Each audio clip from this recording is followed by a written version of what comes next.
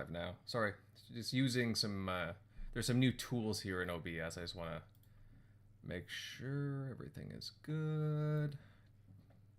Says we're streaming now. Oh, wait. All right, guys, we are live. Yeah, I see the gameplay here running, and I see some people in the chat. Hey, great to see you guys. Hey there, everyone, and how's it going? Welcome back to another episode of the Xbox Roundtable Podcast, with this being show number 289. I'm Invader, your host for the evening, and it is great to have you all here for this, well, special occasion, if you will, if you want to call it, sort of, kind of.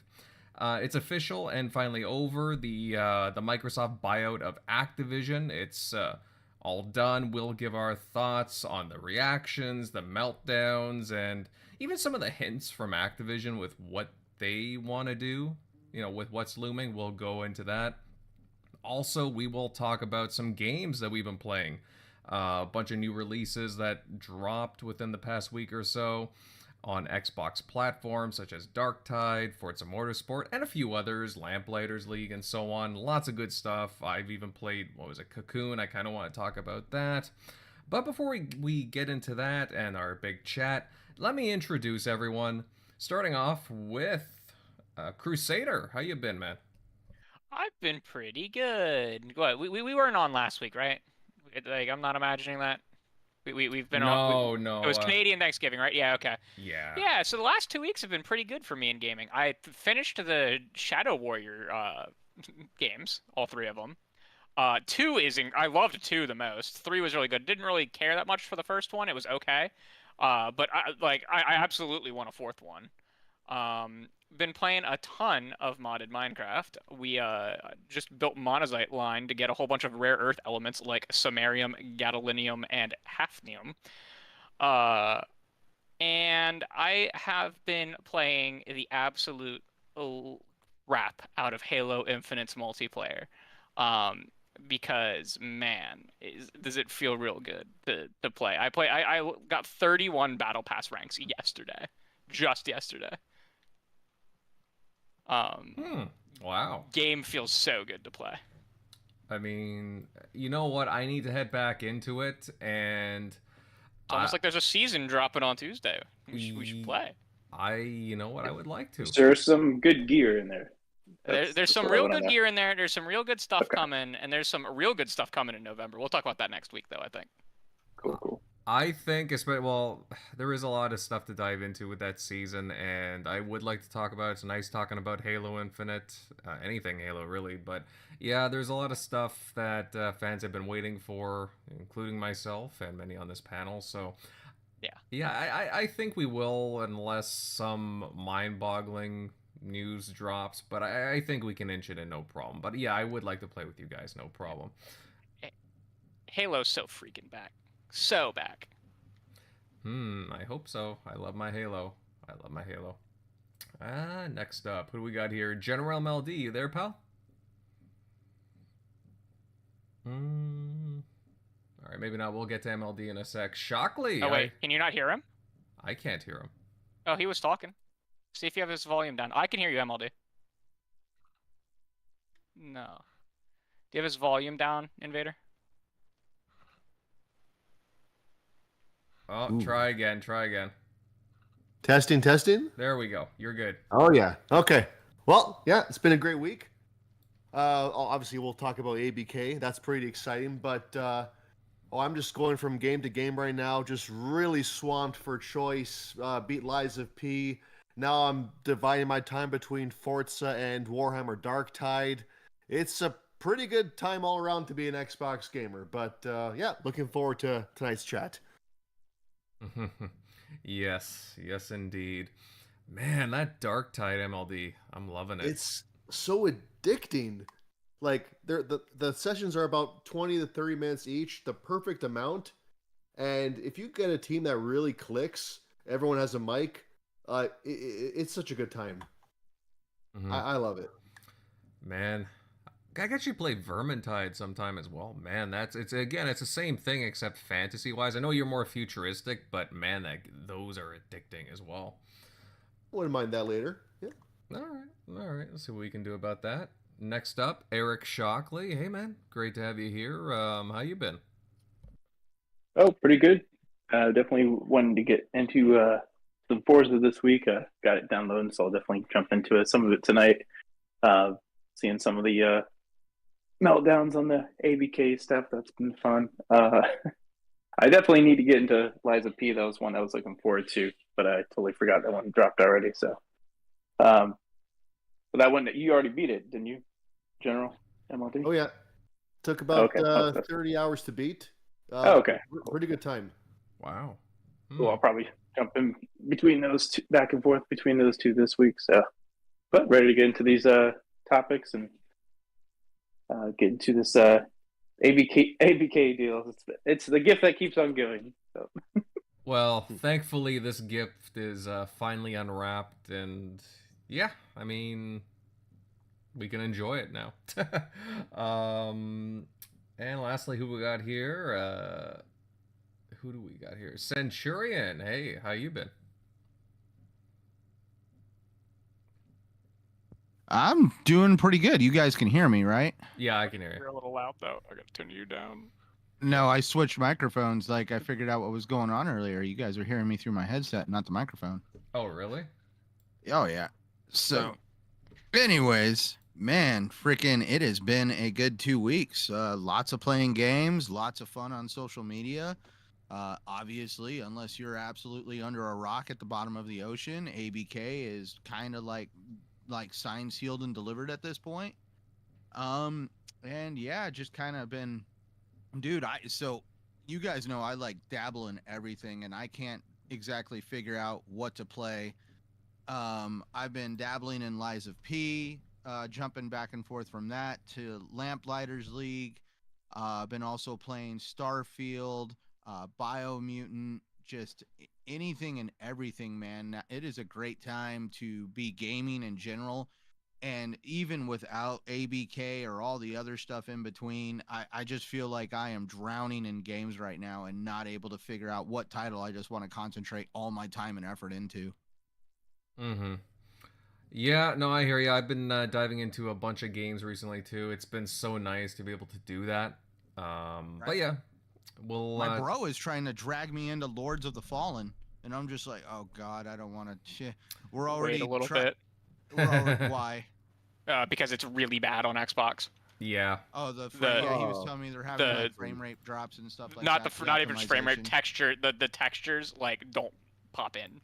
Like you know how like there's texture popping in games. Imagine if it didn't pop in, and that's some of the later game stuff that I've seen. They're gonna have a patch, but it's gonna be a while on Xbox. Ugh. Yeah. Did they clarify why? So from both some people on the inside as well as their statement, they said that they got feedback from people who were reviewing it, and they could get a patch out for PlayStation and PC faster than they could for Xbox. And from what I dug into from some people talking around, it's literally because the certification process on Xbox is almost twice as long. I got the feeling it's just because Xbox sells less, so f them, right? Well, so I have a feeling that it was we were going to push out a very buggy game, but reviewers were absolutely tearing into us, and so we had to put a last-minute patch in, and it couldn't get in on Xbox in time. I actually think it's worse than just targeting Xbox. I think it's that they just didn't care. They were releasing a buggy mess, and they couldn't fix it fast enough on Xbox. Yeah. Oh. So wait on Lords of the Fallen a little Put a bit. pin in that. Yeah. Wait a couple weeks. It'll be better in like 2 or 3 weeks. Well, they're still having a blast because I bought it for him. I bought it as a gift for him, and him and his buddy Game Share, and they were on headset last night, and they're having a blast. But I could hear him keep talking about like the frame rate drops. Yeah, and he's not a frame rate like person. 12. Yeah, he's not a frame rate person. So if he's talking about frame rates, I'm like, ooh, god. Yeah. It's and to be fair, it's not great on any platform. It's just worse on Xbox by a lot. Yeah, that's kind of tragic because it's actually a beautiful looking game, it is, especially when you. It is a good game underneath that, yeah. when you see what was done to create the game in Unreal Engine 5, how they crafted the lighting effects, the character design and the textures on like the chainmail and the fabric on the characters. I mean, it's really a beautiful game if they get it working right. Yeah. That's where I just really do want to give it a shot. And the hilarious part is everybody's like, oh, it's like Dark Souls, and you'd rather play Dark Souls if you've never played. For me, I've never gotten obsessed with these games before, so that's where I'm just like, maybe this would be a good game to dabble in because I never got into Dark Souls.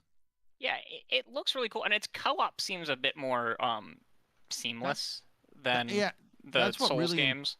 That's what intrigued me was the co-op, and Yeah, especially the idea of like moving yourself between the land of the dead and the whatever they call it, the Ambrosia or whatever. It's got that what's that? What was the Zelda game where you did that? Where you switched between the was it like the Mirror World or something? Is it Twilight Princess? Maybe, but I forget. For me, it was all the Medium. Yeah, the Medium does it does it like that too. Yeah. But the thing is, in this one, the longer you spend in that world, the more you make yourself a target for the creatures that exist in that world. Yeah.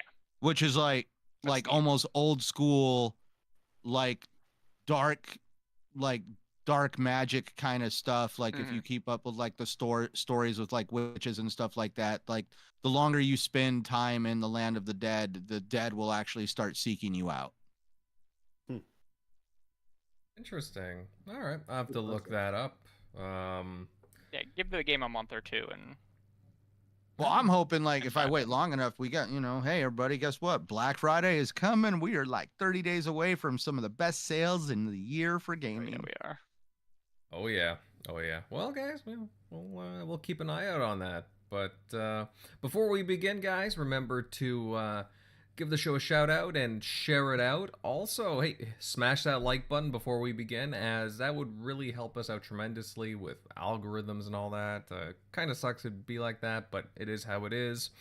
And yeah, if you're new here, sub to the channel. We'd love to have you stick around.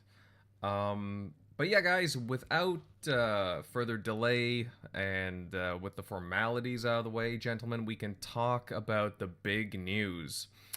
And what is that? Well, the dust has settled, and the Microsoft acquisition of Activision-Blizzard-King is now official. As various statements were released a few days ago on Friday the 13th. I know, ooh. And with Xbox welcoming Activision to, well, I guess the Microsoft Xbox Game Studios family. Guys, it's finally over and done with. I mean, just a little bit of a sigh, a calm now. But there's still plenty of things to discuss from this. I mean, from the different, the media attacking the deal still. Seems some are very sour about it, specific publications. There's different meltdowns going on about it, and there's more stuff to cover regarding it, of course. Centurion, I know you've been covering things on your channel, of course. You're very involved with this deal, and I would love to hear your feedback first on this. What are your thoughts on, well, the big news? I mean, hey, it's finally over. So yeah, well, forgive me. I'm not going to be one of those that say it's over, but that's just because of like some of the politicking that's going on. But yes, pretty much it's 90% of the way. Like 99, like let's just say like it. Yeah, it is over in a sense. Microsoft has finally got the deal across the finish line. They've already dotted all the I's, crossed all the T's. Bobby Kotick has already come out and said that he is going to stay with the company through the end of the year. And, like, dude, when he leaves Activision, it's going to be like the Wicked Witch is dead. People are going to be dancing in the streets. Everybody's going to be having a great time. We've seen the ABK union workers, the companies that helped ABK unionize, and other gaming unions actually celebrating the fact that Microsoft made, like, in my opinion, this is bigger than games at this point, because whoop-de-doo, we got all these amazing games to play, blah, blah, blah. We all know that's going to happen. For gaming, the gaming industry as a whole, this is a bigger deal than people really understand, that this is actually starting to help unionize the industry. We're no longer going to see people like what Bobby Kotick has done to people and the disrespect he has shown to the hard work that these individuals put into crafting these experiences is going to basically become a thing of the past. We're also going to see some really great developers like Toys for Bob and the other developers that have been part of the Activision umbrella of games that were shoehorned into being basically the Call of Duty factory and pumping out just Call of Duty title after Call of Duty title. And there's a lot of wasted talent there. As we can also see, like Call of Duty is a resource that's actually becoming tapped out when it comes to what is actually delivered in the games. They're starting to copy Fortnite. We've seen some of the devs there that are pushed to the brink where they deliberately steal skins that they see people make online, and they basically try to shoehorn them into the game as their own creation. And that's where I just really do feel that Call of Duty, this will bring back a certain degree of quality and prestige to Call of Duty, and just maybe we won't have this concept of that we have to have a new Call of Duty every single year. And we'll be able to finally see, like I saw a lot of people on social media talking about giving Banjo-Kazooie to Toys from Bob. And that would be an absolute amazing thing if Xbox harnessed the talent over there and was like, hey, use this IP and just have fun with it and go back to your roots. And that's where there's a lot of things that are going to happen from this. We've already seen that they've talked about bringing back Guitar Hero. That got my wife excited. Crusader, me, and a couple other individuals on social media, at least that I follow, are all on the bandwagon of bring back the delisted games, like Deadpool, bring back some franchises that you guys have let stagnate, like Transformers. There's just a lot of potential there, especially when it comes to like potentially firing up backwards compatibility again. I mean, there was a lot of games that were probably not able to be brought over during the backwards compatibility program because just probably Activision did not give a crap to do it. And now Xbox is going to have all that at their disposal, and we might see some older titles just all of a sudden, like Game Awards or I don't even want to call it E3 anymore, but the Microsoft stage event that happens around June. They could come out and say, hey, guess what? Here's another drop of games from the Xbox 360 generation and the original Xbox generation that you can play right now. Go out and find physical copies of them and play them, have fun. I mean, sky's the limit on talking about exactly just how Xbox fans and fans of gaming in general are going to benefit from this. Especially those in game streaming and other platforms like Nintendo that have been cut off from a lot of Activision titles, and now they're going to start seeing those titles pop up on the platform that they prefer to play on. But at least to finish off in saying why I will not call this deal over is because we all know that the FTC is completely out of their damn mind. I have put it on my channel. I have had a couple people try to put it in my comments that I don't know what I'm talking about. Well, this is where I'm not a Debbie Downer. This is me just warning you that you are going to see this happen. Microsoft has an amazing law team. They have a large war chest when it comes to fighting the FTC. I do not think the FTC is going to succeed, but the FTC has made a history and a determination out of wasting taxpayer money on stupid ideological things of we need to fight big corporations for the sake of fighting big corporations, whether or not it benefits the consumer. And that's the part where people don't understand. The CMA approved the deal. The EU approved the deal. They're used to all these organizations approving deals. The FTC does not approve anything. They don't go out and make these like public statements that say we approve the deal.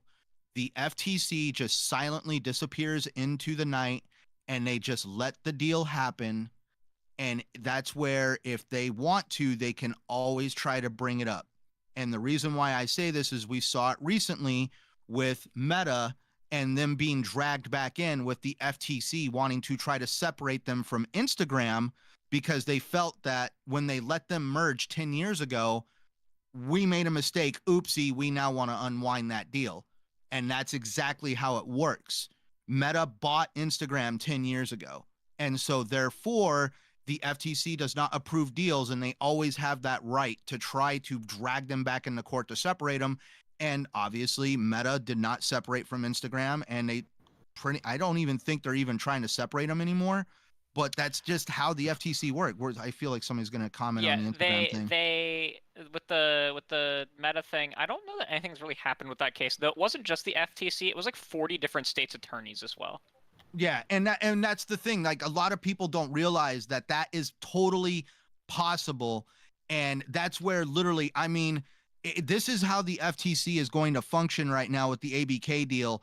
Is like, it's going to be something as stupid as, oh, they painted that wall blue. We need to drag them into court because that blue wall proves that it's a monopoly. And that's what I mean. We're just going to see these insane, arbitrary arguments to where either A, the FTC wears themselves out, or another merger occurs that the FTC all of a sudden just like squirrels it on a shiny object and decides to go after that company, and Microsoft gets forgot about.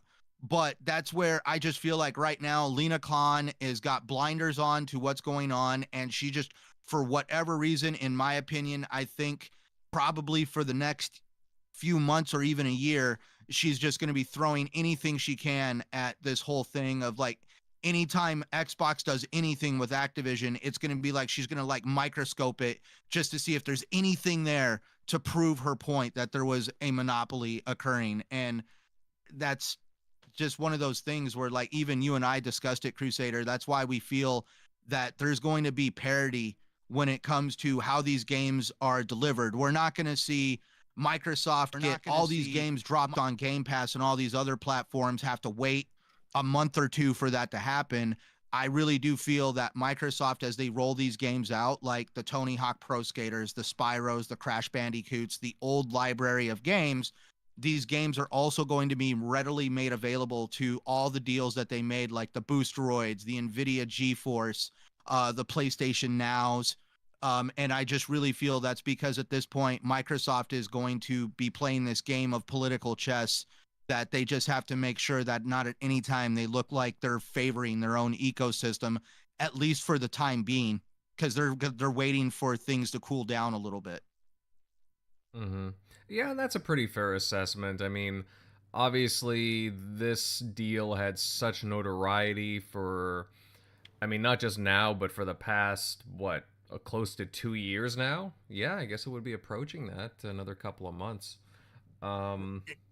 Right. And now that's where I'm just saying, like, I don't want people to think like, oh my God, that the FTC is going to like undo everything. I really do feel that Microsoft has the legal and financial assets that are needed to fight anything the FTC does.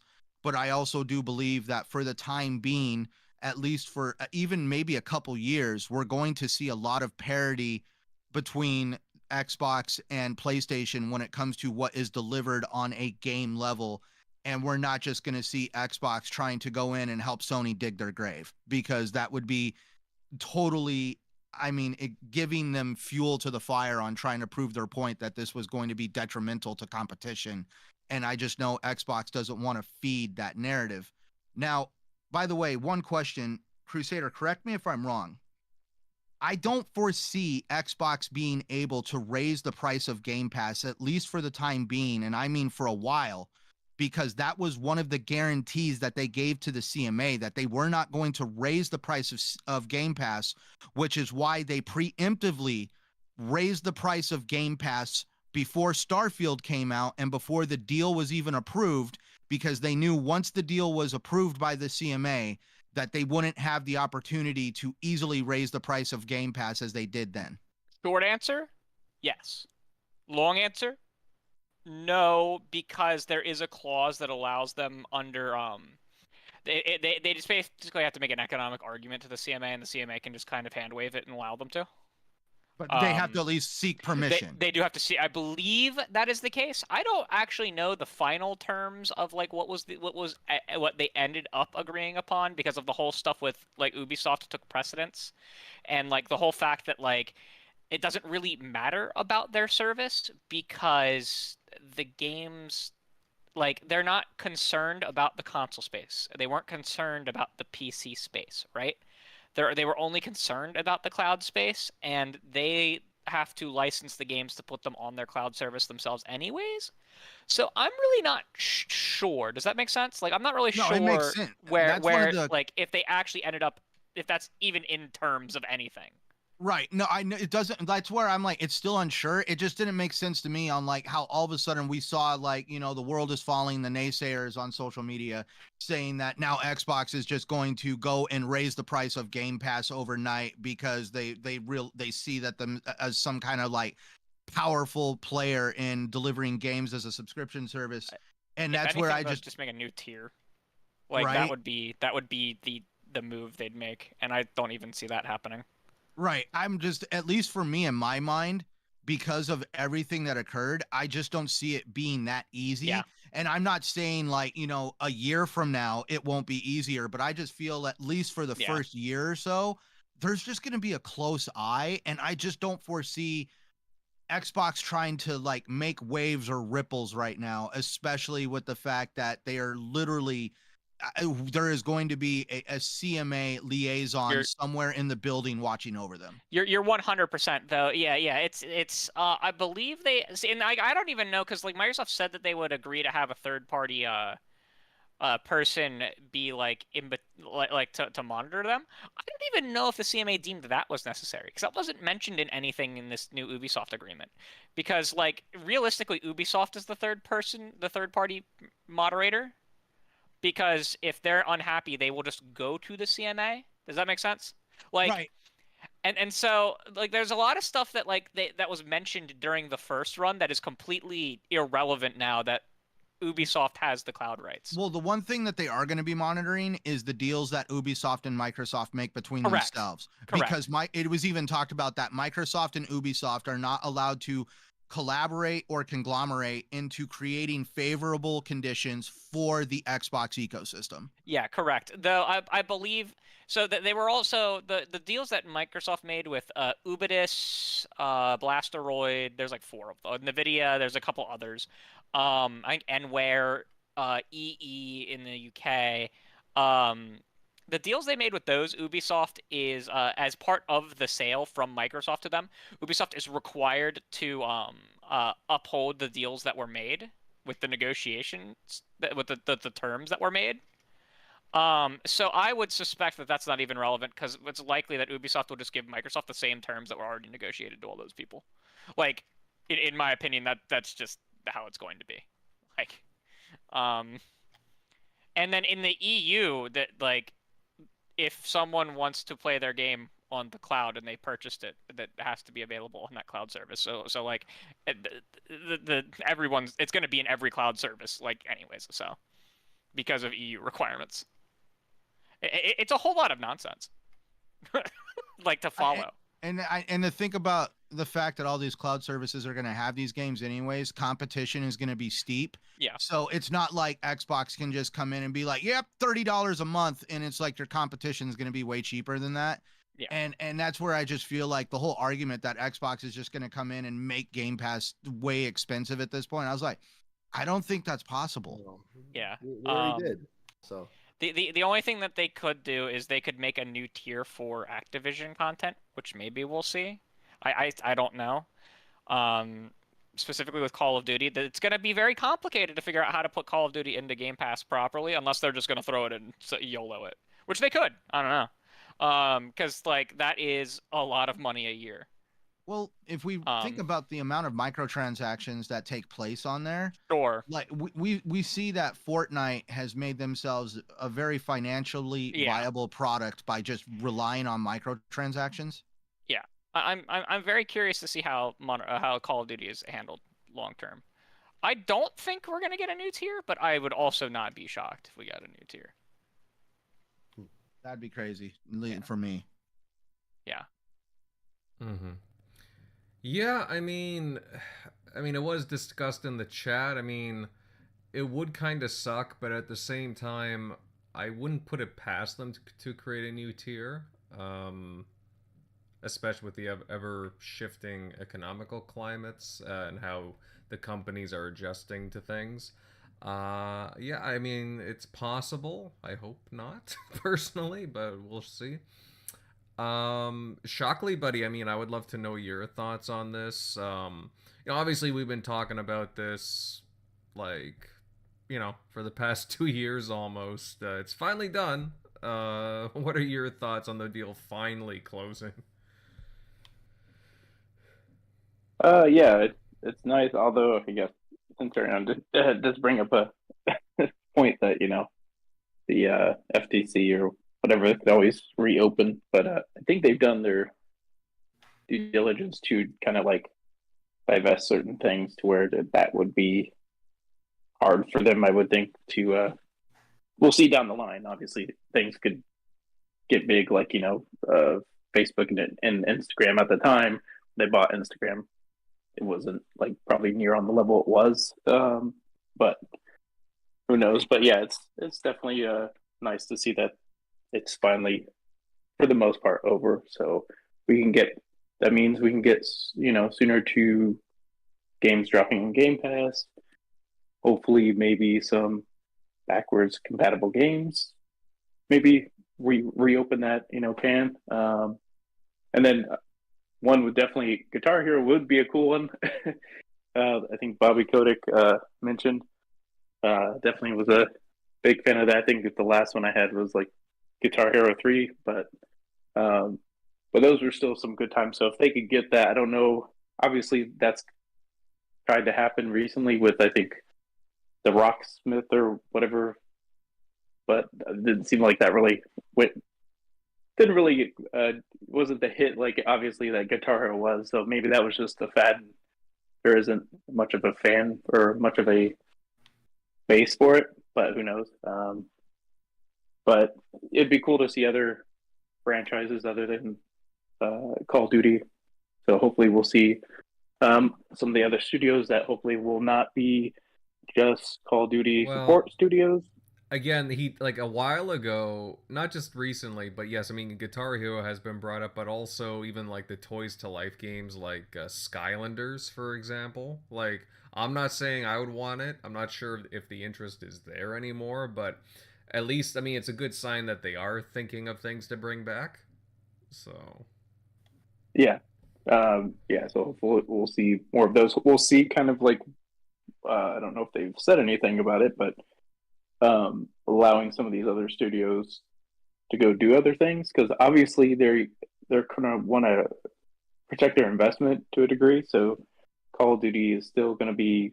I don't think we had early thoughts when they first were made the announcement to buy Activision that maybe they'll let it take a break or an every other year thing or something, which that's probably not going to happen. So seeing how they adjust to like, hey, if they do allow some of the studios to do other things, which ones are those? Because obviously they still need to what Call of Duty has become and how big it's gotten, especially with having the mainline series and the Warzone spinoff. Maintaining all of that, they've kind of had to bring in Toys for Bob and Raven and all the other studios to like kind of keep that engine going. So we'll see which studios they allow that or if at all. So, but that's just at least one hope since they'll have like Game Pass there. So maybe that will help make that decision, or they can just grow out some of those studios. So like, hey, we'll still keep the support side, whatever it took to maintain that. Maybe we'll just grow those studios kind of like they did a lot of the other smaller ones that they purchased already. So, did you see Beanox the same day announced that they had a new studio location? Oh, snap. Yeah, So, literally yeah, the same day. They rebranded and had a new studio location. yeah, in Montreal. That's encouraging. Yeah. So, Yep. Yeah. So hopefully that will, that's a good sign. So hopefully that will keep going because Game Pass needs, more content. And now that they've kind of lumped the whole core Game Pass thing, maybe that will help.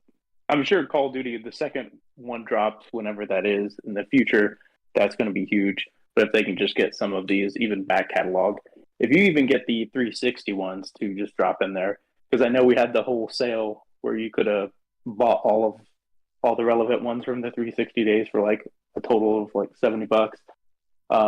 But still, that's big if you could just drop all those in, and then just all the Call of Duties, all the pretty much their whole catalog piecemeal like they did with Bethesda, in groups. So that alone will keep some content coming in between all the first party stuff that's going on, the third party deals, like with Atlas and everything. So, but yeah, as far as the meltdowns, that's been fun to watch. It's kind of been the same regurgitating stuff of like, this is monopolistic and all this stuff when it's just the furthest thing from reality. Like at the end of the day, I think someone even added it up from Tweaktown. If you added up the revenue, which isn't even accurate, but if you add up the revenue for both Activision and Microsoft, it's still below PlayStation, which obviously it's below PlayStation, but also when you added them both together, that wouldn't really be accurate because some of that would be kind of overlap and wouldn't be one for one like that. But so still, PlayStation's would be in the top revenue still. Period. Well, probably my favorite thing, Shockley, is once this deal closed, the people who were against the monopolies were like, "Oh, guess what? We heard a rumor that PlayStation's gonna buy Bandai Namco for $13 billion," and I was just like, okay, yeah, right. So, first that doesn't even. Yeah, go ahead. Like that doesn't even make sense. Like, what were they? That doesn't even really hurt Xbox, and it doesn't really help them enough to really do it. And they don't even have a subscription thing because they don't even want. If they owned them, they wouldn't even want their games to go into their subscription. Well, so it's like, what is the reason they would even make that purchase? That would make any sense. I haven't seen anything that like would make me think, yeah, that would be a thing. But also, I mean, for that information to get out, I think would be, Yeah. But all it takes now on Twitter, all you need is just like one person with a decent following just to say, "Hey, I heard a rumor." Yeah. Whether or not they actually did, and then someone else. Yeah, exactly. Someone writes an article off of somebody's one tweet, and that there's no source of anything, but it's just like this person said, "I heard from a dude." And it's like, well, what's your credentials? Like, do you just have a podcast and you heard from somebody? Or it'd be one thing if maybe Colin Moore already said it because he has. They played cards. Days. I was going to say they played cards. Yeah.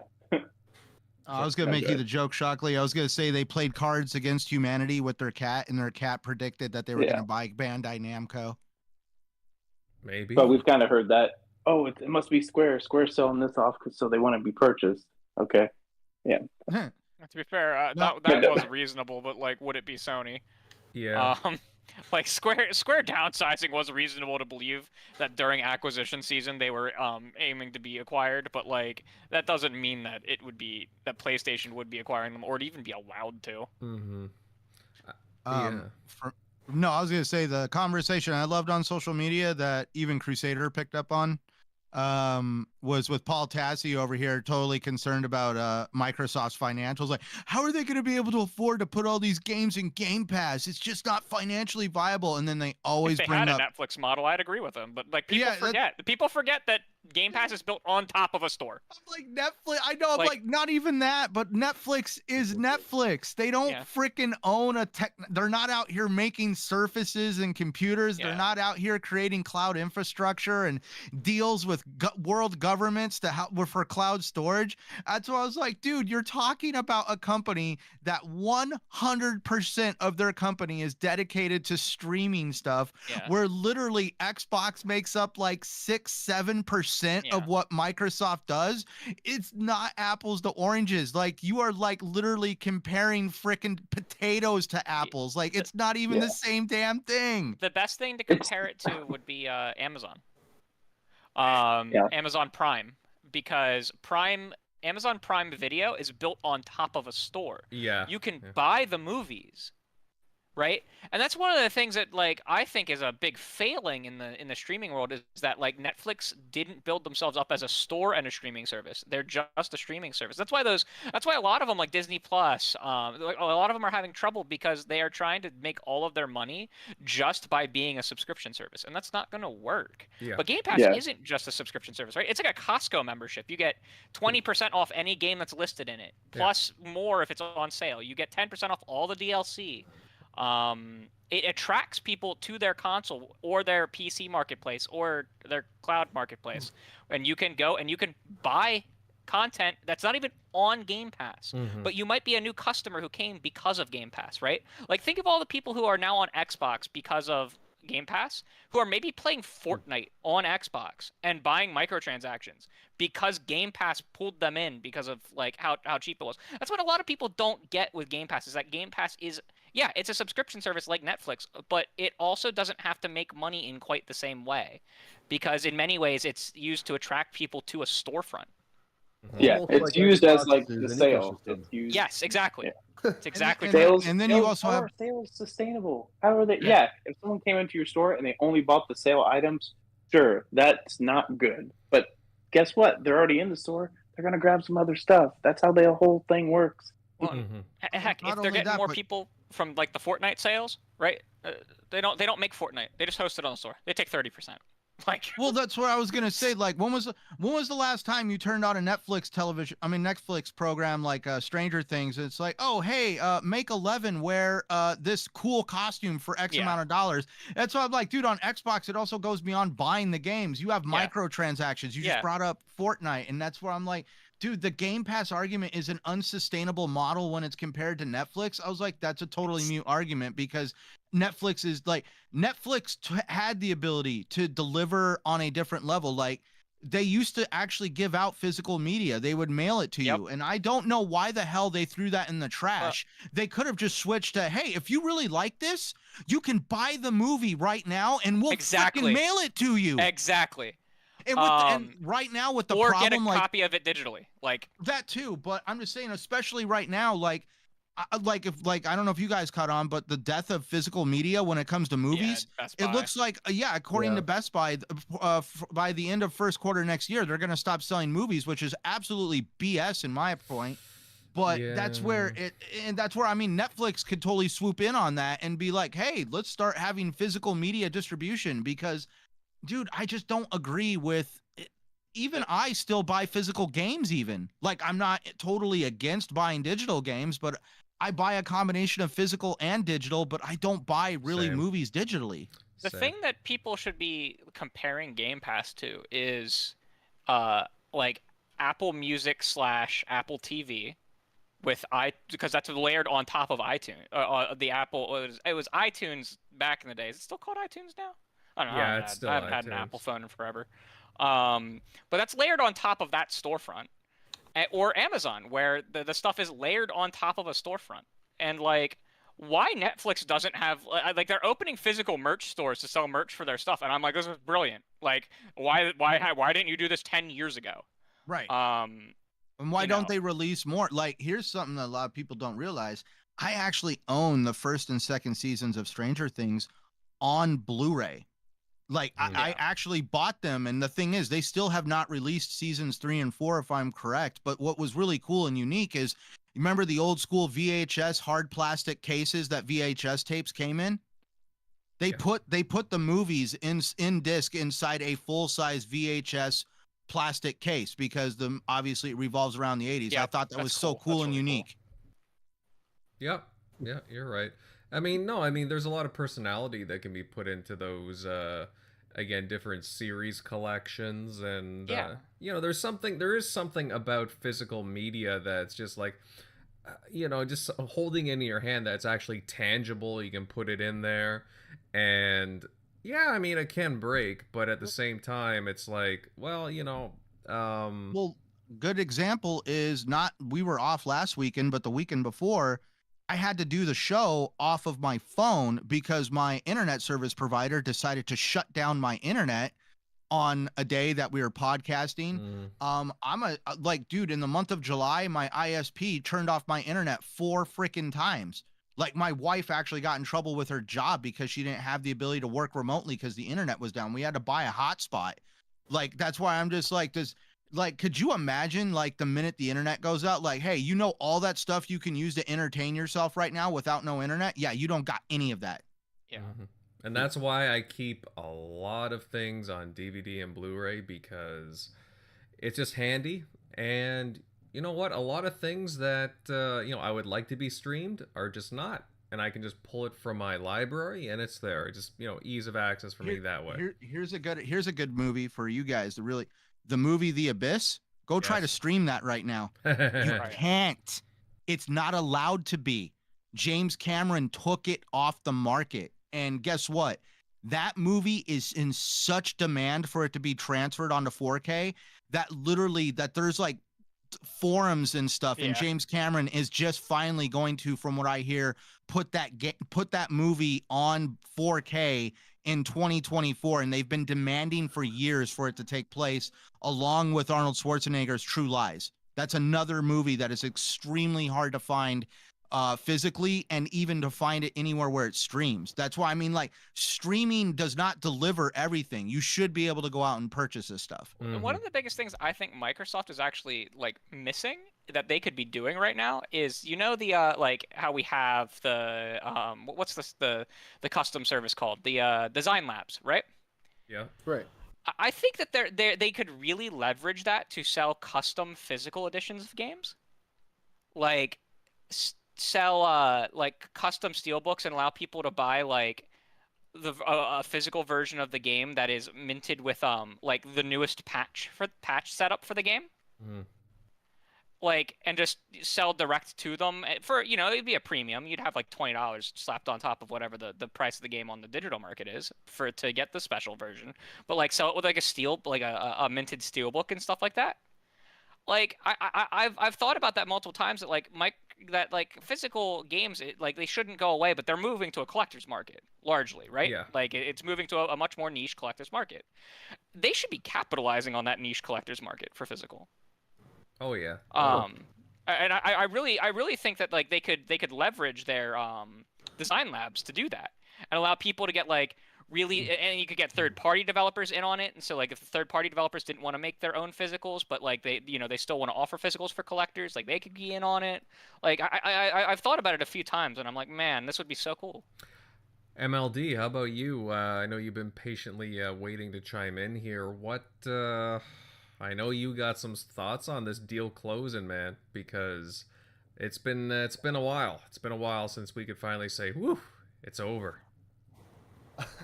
Yeah, it's a lot of thoughts just jumbled in my head. I hope I can get it all out in a proper order here. But I'll start from the top.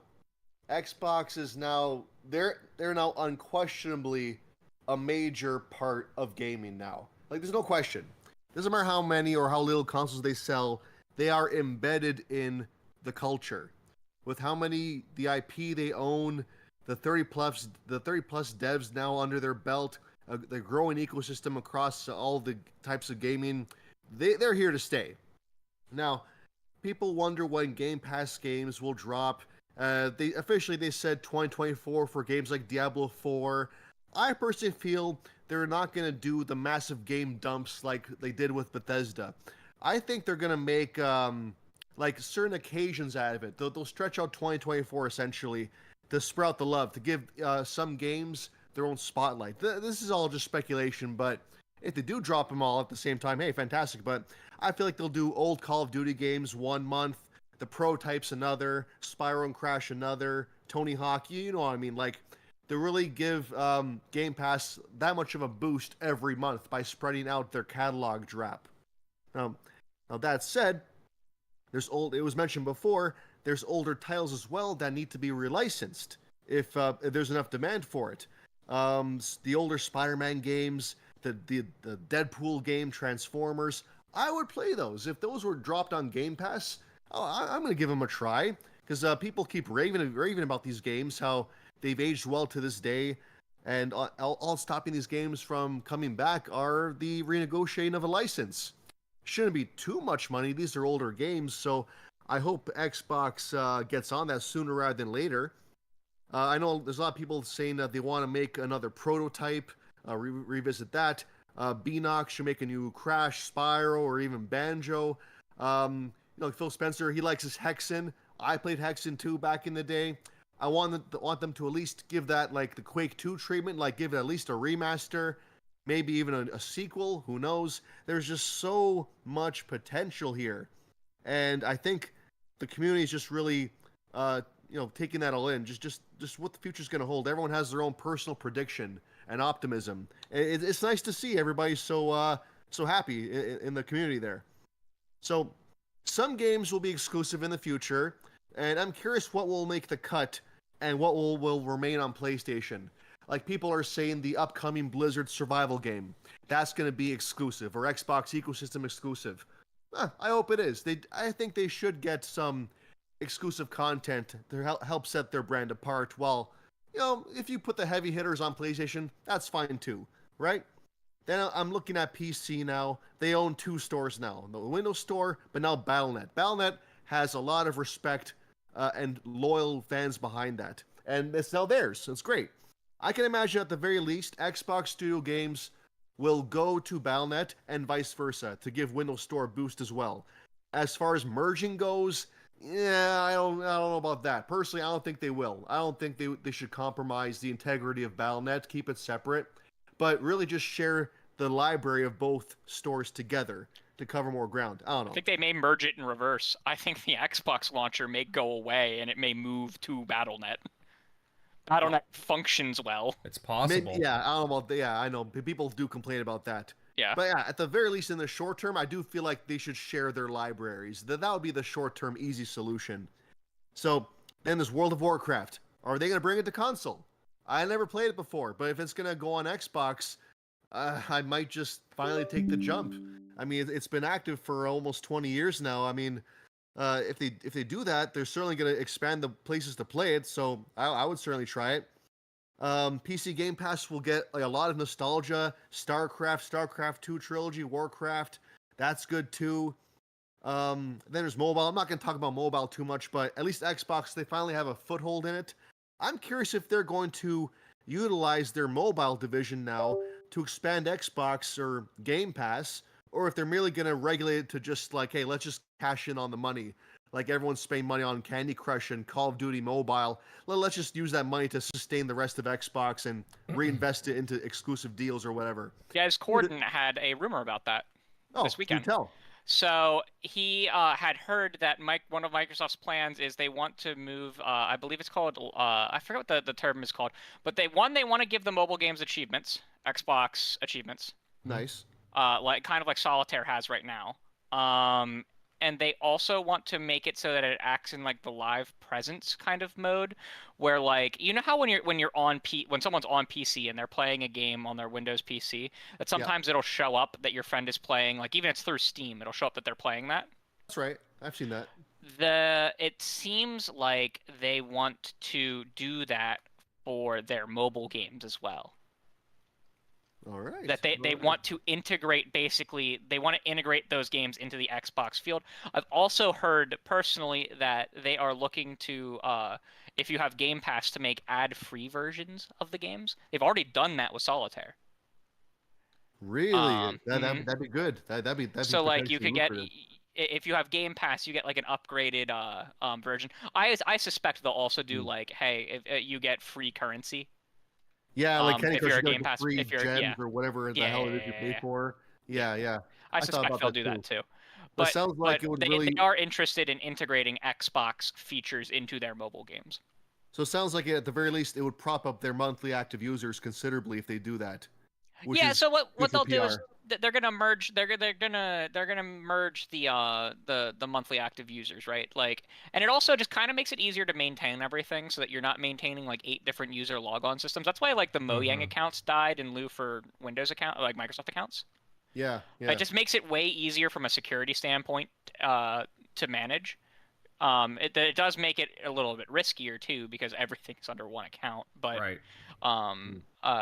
But it makes it a lot easier for the users. You just sign in with your Microsoft account. right? Okay. Sign in with everything to your Microsoft account. Well, But yeah, you're right. It merges. So they can brag about all the MAUs, and what they would do is they brag about like their total gaming MAUs. But you're right. It Yeah. makes it easier to say like this is the Xbox brand, that's good. right? It's And all about this is integration our here. power of the brand. Yeah. Yeah, because they all it's not like it's like with Bethesda like when Redfall happened, people blamed Xbox for it. Like it is all part of the family now. They should integrate and they should Yes. take everything into account. Yeah, that's good news. Yeah. But I'm thinking here just final thoughts here. Just I think it's good news overall that there's going to be no more abusive exclusive deals that Sony's going to get their hands onto with Call of Duty or whatever now. Those days are going to be behind us.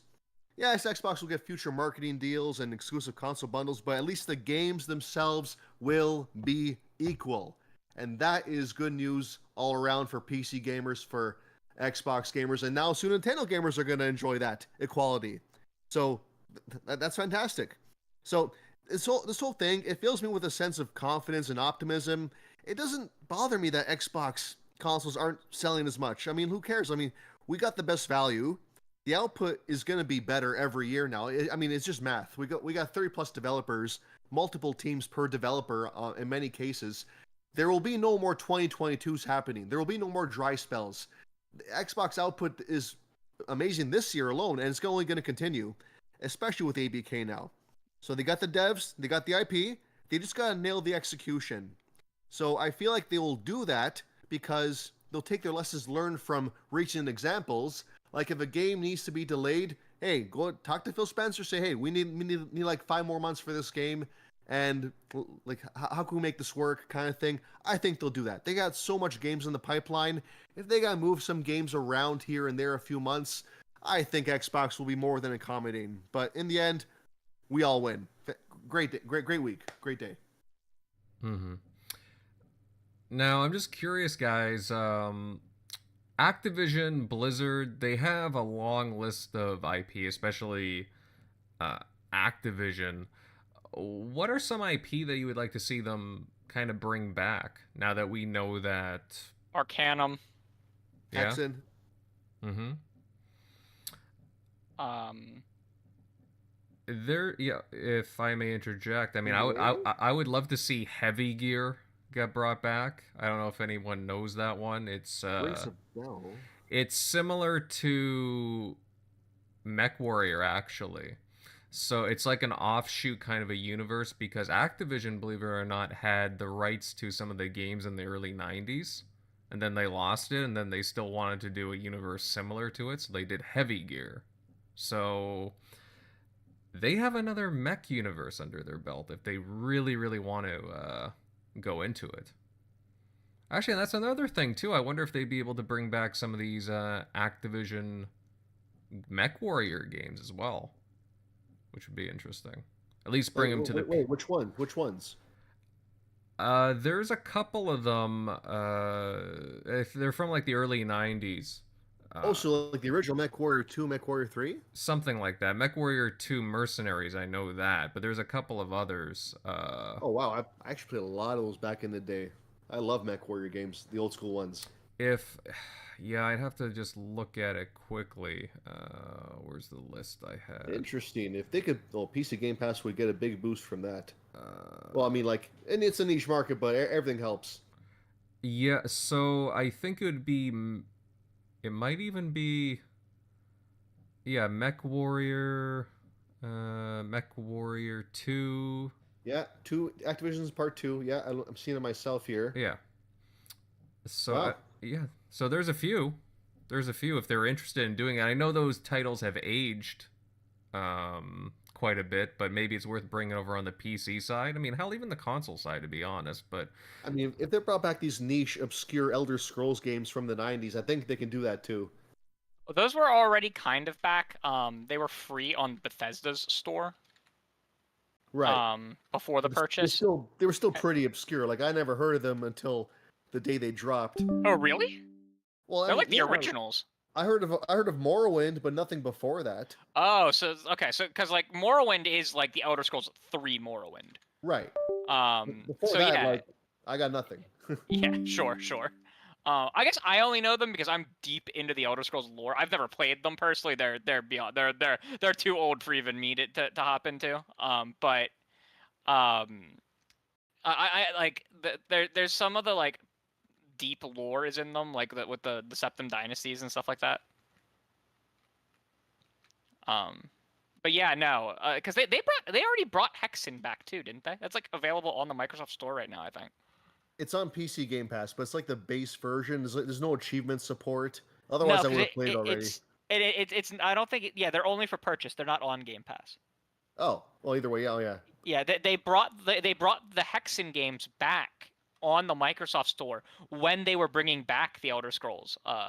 Whatchamacallit, the Elder Scrolls Offline, because like Hexen is this weird thing where it was published by id Software back in the day, right?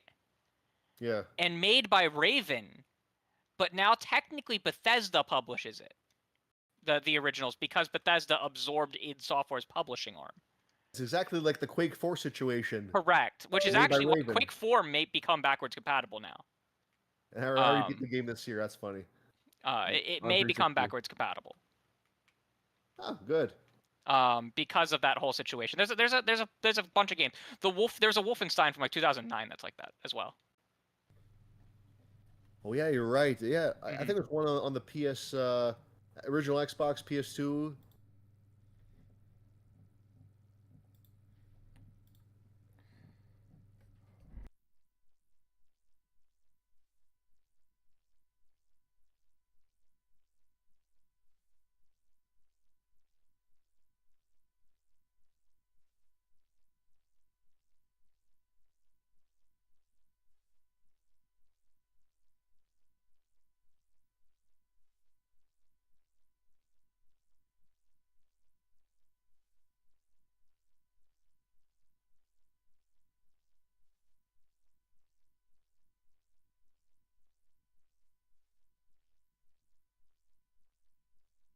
I don't went defunct in '96. All right. Oh, also, what about Singularity? I think that got unlicensed because of music, if I recall correctly. I don't know. I've been looking into a lot of them. I don't quite remember why it got delicensed. I believe it's music in the end credits. Really? Yeah. So they literally got to put the game back out, but without that music. Well, or they relicensed the music. Like, I mean, they had to they just relicensed all this crap for Quantum Break. Like, Microsoft's obviously not is willing to relicense anything. The car games are difficult. Like, I don't expect Blur. Like, no one should really expect Blur, even though people love Blur and want Blur to come back. Blur has like all of the licensed cars in it, and that's like impossible. So you have to go back and license all of those cars from all of those different companies. Oh, that's a shame. Whereas when you're licensing music, you're most licensing from like 3 music like labels. But I wouldn't expect Blur. Okay, because Blur is like that's like Mario Kart, but with actual cars. Yeah, I wouldn't expect that to be relicensed. If they pulled it off, I mean, I was kind of hoping, but when you put it like that, yeah, like Blur would be awesome, right? That would be an incredible feat. But like, they're not relicensing the old Forza games, right? Yeah, Like they're not relicensing those. So what hope does like a new one have in that regard? Yeah, so that's why like I you know, people with me, if anyone's been following me on Twitter the last couple days, you'll know that I have become ungovernable in trying to ask for backwards compatible games, right? I'm everywhere. You see me under every post asking them for these games to be made backwards compatible, because I think it's really important. And the reason that Jason Ronald stated that the backwards compatibility program ended was because either technical limitations, where like the game code is literally gone, like because a lot of these games they didn't hold on to the game code, right? That only became really prevalent towards the 360 era, and even then towards the end of the 360 era, to make sure that you were keeping all of your game code safe in repositories.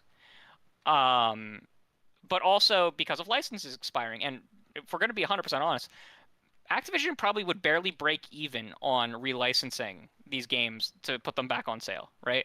Because not a lot of people are going to go out and buy them. And that's sad that's why, but that's why. Microsoft has a different reason to do it. Number one, Microsoft has a Game Pass, right? Mhm. We got Game Pass, and Game Pass survives on content. And throwing in a bunch of old Transformers games and stuff, that's good content. You know what I mean? Like that's good classic content that probably won't cost them that much to just throw in and keep people satiated. You know, people will make a huge blast of it. And then it's a big PR thing because Microsoft's big into kind of making sure that as many of the games that they can reasonably make available are available. And they are now the ones that have the direct agency in doing this, right? Because they can't force Activision to go out and relicense something that's not going to make them money, right? They can't make Sega go out and relicense Jet Set Radio Future because it's probably not going to make Sega the money that it would cost them to go relicense the stuff. But when Microsoft has the agency to do it and has reasons beyond just selling the copies to do it, you might see it happen. And that's why I really thought it was dumb when Jason Ronald said that the backwards compatibility program was closed. They never should have said it was closed. They should have said that we really don't expect to add anything unless there are really different circumstances that arise. Because this is different circumstances, right? Like this is entirely different. An entirely different situation than we were in, because we've even seen some Bethesda stuff come back on PC in a similar vein, like you were talking about with the Elder Scrolls and stuff like that. And so I'm just like, they never should have made the statement the way they did, and they should come out and say like, listen, we're gonna work to get some of these games made backwards compatible and relisted on platforms since we have the agency to do so. Don't expect us to make more things backwards compatible at any point in time unless a situation arises where like someone comes to us and goes, hey, we actually want to relicense this thing, or we have the situation to relicense it ourselves. Like that would have been the smarter way to put it, but they wanted the blanket statement at the time so that people would stop bothering them. I remember them saying something along the lines of, we tapped out like our current possibilities. Correct. They said outright they shut the program down. The Jason Ronald's boss at the time shuttered the program in 2021. He's now an executive president, I believe. He got promoted a couple months ago. Yeah. And he is a huge proponent of backwards compatibility within the company. So if there is a hope for it, and I think there is a good hope for it, he's the person to bother. But become ungovernable in asking for it. I think ABK employees are going to be in charge of doing it then. Well, Xbox wouldn't have to set up their own team anymore. So here's the thing. I really think that team got rolled into the advanced task. What is it? The ATG, the advanced task group, or whatever they're calling it. The people who are helping various developers throughout Xbox to optimize their games. Like, Microsoft will still be helping them to, like, they almost have to, because they have to update the 360 games to be compatible with the emulator that's used to emulate the 360. That's why the games all need an internet connection once in order to install them, the 360 games, because they have to be updated in order to be compatible. And from what I understand, it's like literally 3 lines of code. They have to change a target to allow the emulator to be a viable thing to launch the program. But I expect that there would be some work going on there. The biggest part will be relicensing, and I'd expect Microsoft to really do that. Now, there are some of the games that literally just need relicensed. I believe both of the War for Cybertron and Fall of Cybertron, I believe both of those had native Xbox One versions. Did they not? In like 2016 or 17? Not sure. And they were they went unlicensed? Because like I don't think that those necessarily need their 360 versions ported. I know the Deadpool game has an Xbox One version. Yes, that one. I know, like, and I know there's like a Teenage Mutant Ninja Turtles game that has an Xbox One version. I don't think those 2 Transformer games are, to be honest. I think they're bad. They would have. Which one is it? Let me look it up. War for Cybertron and Fall of Cybertron. I could have sworn one of them had a.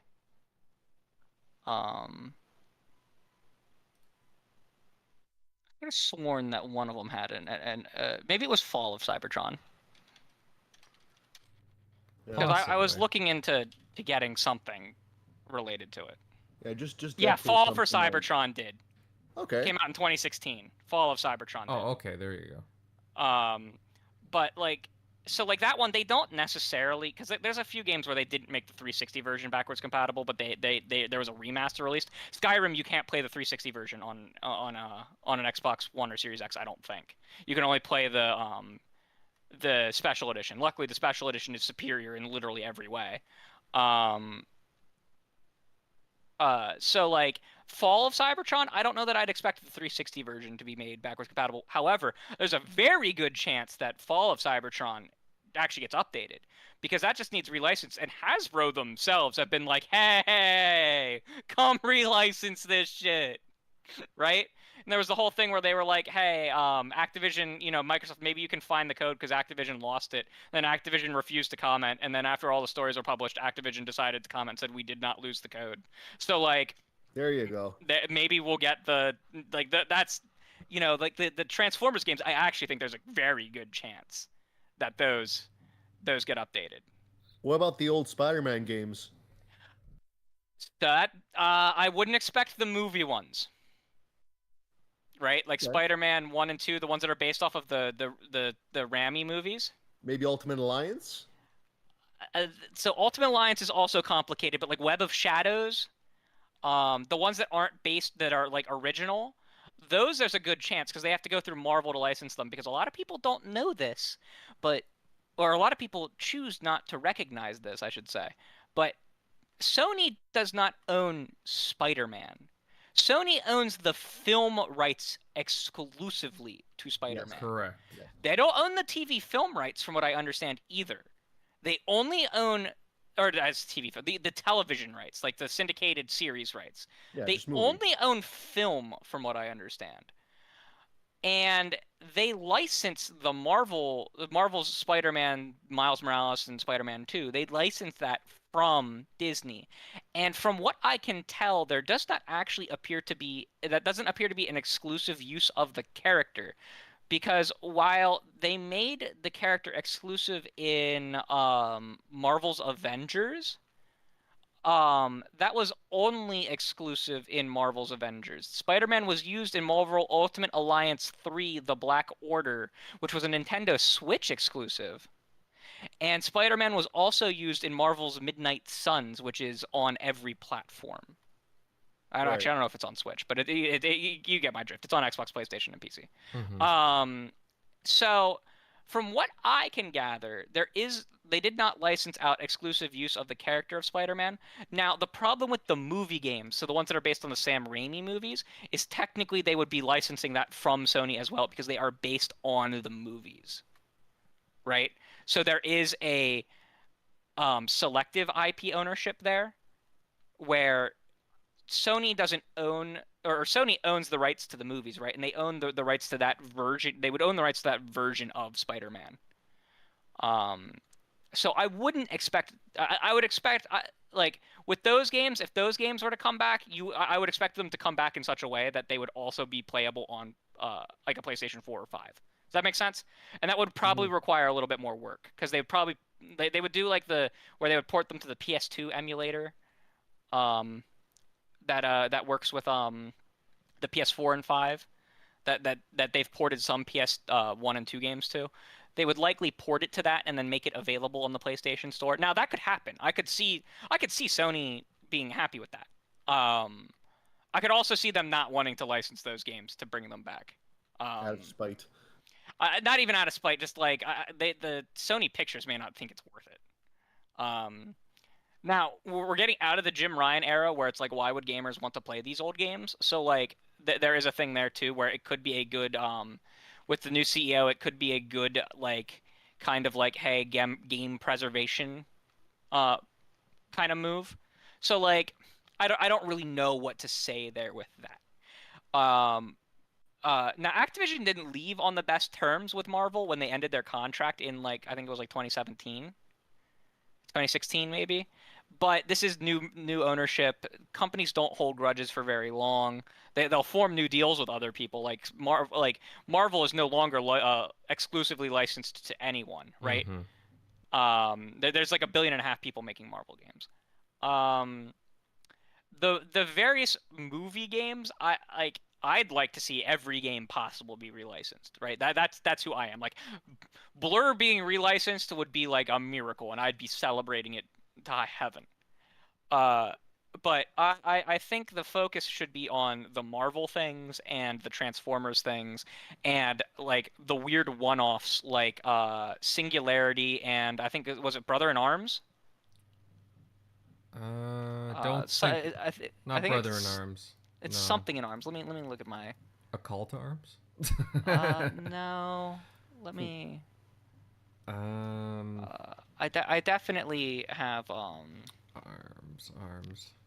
Not quite. Sure. It's another first-person shooter from like the PS2 era, the original Xbox era. I need to scroll back in my feed a little bit from when I was ungovernable. Oh, go that far back. No, specifically in my in my feed. I don't remember when I posted about it. I may not. I'll just give me a little bit to look, and I'll find it. All right, but either way, there's a lot of games. There's so many. There's so many. Like, again, I'll be looking forward. I mean, apparently somebody was saying that. I think it was Tom Warren on Iron Lords earlier that had hinted that Xbox wants to drop some older Call of Duty titles backwards compatible next week, but sure. Yeah, because we Jez had also said that there was supposed to be there would be a big drop almost immediately. I think they'll announce a big drop of games at the Game Awards personally. I don't know that it'll happen during the Game Awards, like that the drop itself would happen. I think that they may announce like when like Diablo 4 will drop at the Game Awards. You know what I mean? Like some of the bigger, newer titles. I think that they may do a sizzle reel, and that might be a big thing, like a big holy shit moment at the Game Awards. Like, here's a whole lot of shit coming. Does that make sense? Yeah, that makes sense. Because that would be a big marketing moment. It would. You're right. That combined with like Kojima game trailer, you never know. Oh yeah. Dude, imagine if there was a trailer for both like the Xbox exclusive Kojima game and the PlayStation exclusive Kojima game at one event. I think people's minds would explode. I think Keighley's brain would explode. And that would be such a Jeff Keighley thing, right? That like Jeff Keighley's like, I get to announce not one, but 2 Kojima games tonight. He's the biggest Kojima fanboy. Well, because they're really good friends. Well, again, we'll have to wait and see, but either way, guys, exciting times. Really exciting times with this deal finally being done, and we can get on talking about some other things, of course, the games. Guys, any other comments before we move on? Yes, no? All right. I'm gonna find that title, that game, if it kills me. Okay. It says Soldier of Fortune. Soldier of Fortune, thank you! That's it! Yeah, thank you, Star Traffic. Yeah. Thank you! Yes, Soldier of Fortune is the game. It is another FPS series. Oh, they have 6 of the most influential FPS series under their belt right now, by the way. It's like 6. That's insane. Yeah, it's pretty, like, well, not just that, but even RTS and Western RPGs now, like. Well, because like they've had all, you know what I mean? Like with this acquisition, they gained 2 hyper influential FPS games with Overwatch and Call of Duty. Yep. Yep. Yeah, you got that. It's insane because they now own Call of Duty, Halo, Doom, Quake, Wolfenstein, and Overwatch. That those are like the half of the most influential FPS games to ever be released. Yeah, FPS wise, Western RPG, Xbox. It's insane. They're set. Yeah. Like, they're good. Oh no, it's insane. Yeah. But yeah, guys, it's mind-boggling. And and to top that off too, they got a whole bunch of nice platformers too. So, but hey, time will tell. Time will tell how things go. I'm just looking forward to what the future brings, and hopefully, we get what we want out of this. Guys in the chat, again, it's great having you here. Smash that like button if you haven't already, and share the show out. Let everybody know that we are currently live. Okay, guys, enough Activision talk. Probably, who knows, maybe we'll talk about it in the coming weeks. Now, recently we've had a bunch of high-profile AAA and indie titles release on Xbox platforms. In Game Pass, the latest in the Forza Motorsport series. We got Warhammer 40k Darktide. Lamplighters League made an interesting splash into Game Pass day one. Cocoon, which has become a really big indie hit, and there's probably a few others that I'm missing. But man, just so much to play. I know I've been bouncing around. I know a few others have been. General MLD, what have you been playing? Have you been playing any of the new releases? I mean, I know you've been playing one because we played together a few nights ago, but please tell me, what have you been playing? Too much, which is a good thing, because I think personally, maybe it's just recency bias, but I think this is the best Game Pass has ever been in the span of a few months. Like, it is packed. Like, we're in a golden age. Like, off the top of my head, we get back-to-back AAA first-party games, Starfield and Forza. Like, I put 50 plus hours into Starfield myself. I'm on New Game Plus. I think I'm just taking a little break for now, just to give the other games a chance. I'll come back when they do updates and the DLC drop, which I paid for with the early access. So that's gonna be great. Forza, like, I'm playing, like, when it launched. I'm a Horizon guy, but I'm actually really into this game. I'm actually gonna play the career to its end. I'm playing multiplayer matches. I'm liking this game, so it's working for me. Time exclusive games, Warhammer Darktide. That year delay did the game perfectly. The bugs have been patched. It's smooth online. Yumi played together. It was great. Everything clicked. Graphics are great. The classes have been revamped now into like these great big tech trees, perk trees, that kind of stuff. It just really works. It's a great multiplayer game. That's exactly what Game Pass thrives on. Games you play with your friends. But then day one multiplats like Sea of Stars. That game I put 8 hours into. I want to play it as well, but again, so much new content. I'm trying to divide my time accordingly. Lies of P. That's a great Souls game.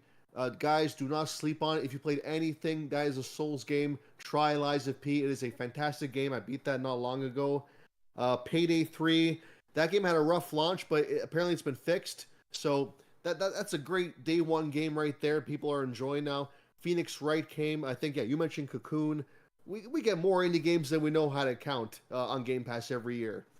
And then you got, I'm thinking upcoming games like Yakuza Ishin and Persona 5 Tactica, which I'm excited for.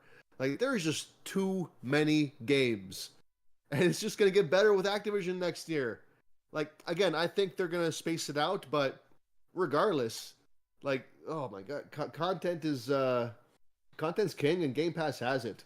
So what a time to be an Xbox gamer right now. I'm having a great time. I hope they keep this up, and I know they will. Mm-hmm. Again, we had spent some time with Darktide the other night, and man, that was a blast. I mean, I'm a big fan of the co-op games that Fatshart makes. I talk about Vermintide quite a bit every now and then, but Darktide, you know, if you like the 40k grim dark stuff, it's really good. Great horde shooter. The mechanics are really fun, and like you were mentioning earlier, MLD, when you get like a good group of guys together, it just makes all the difference. Yeah, like, and I've only gone to Warhammer this year, and I play like Mechanicus, the 360 Space Marine. This will be my third game. I'm playing Bolt Gun 2. That's another game I gotta play. Like, it is a good universe, so very lore rich. Even this game, just like, they really nail the aesthetic, a lot of attention to detail. even when you hack up enemies, like the damage is pretty based on the hits you do. Like you'll wound their arm or you'll cut off their head, like things like that. Like that Shark, they're a great developer. Like hats off to them. Mm-hmm. I know you mentioned playing a little bit of Forza Motorsport. Anything really stick out with you with the new one? It's just, I mean, I'm not a sim guy, but for me, I do like how it's accessible. Like I am learning the car etiquette. You know, I'm following the lines. I'm not cutting through the tracks. I'm not bumping into any other cars. Like I'm obeying. I'm racing like properly because the game does dock you points for cheating or as you know, cutting corners literally, right?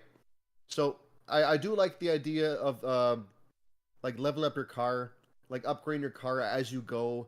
It's a little more it's a little more intimate. It forces you to bond with your cars rather than like constantly buying a new car and switching up cars every other race. It's not for everybody, but it's working for me. All right, that's fair.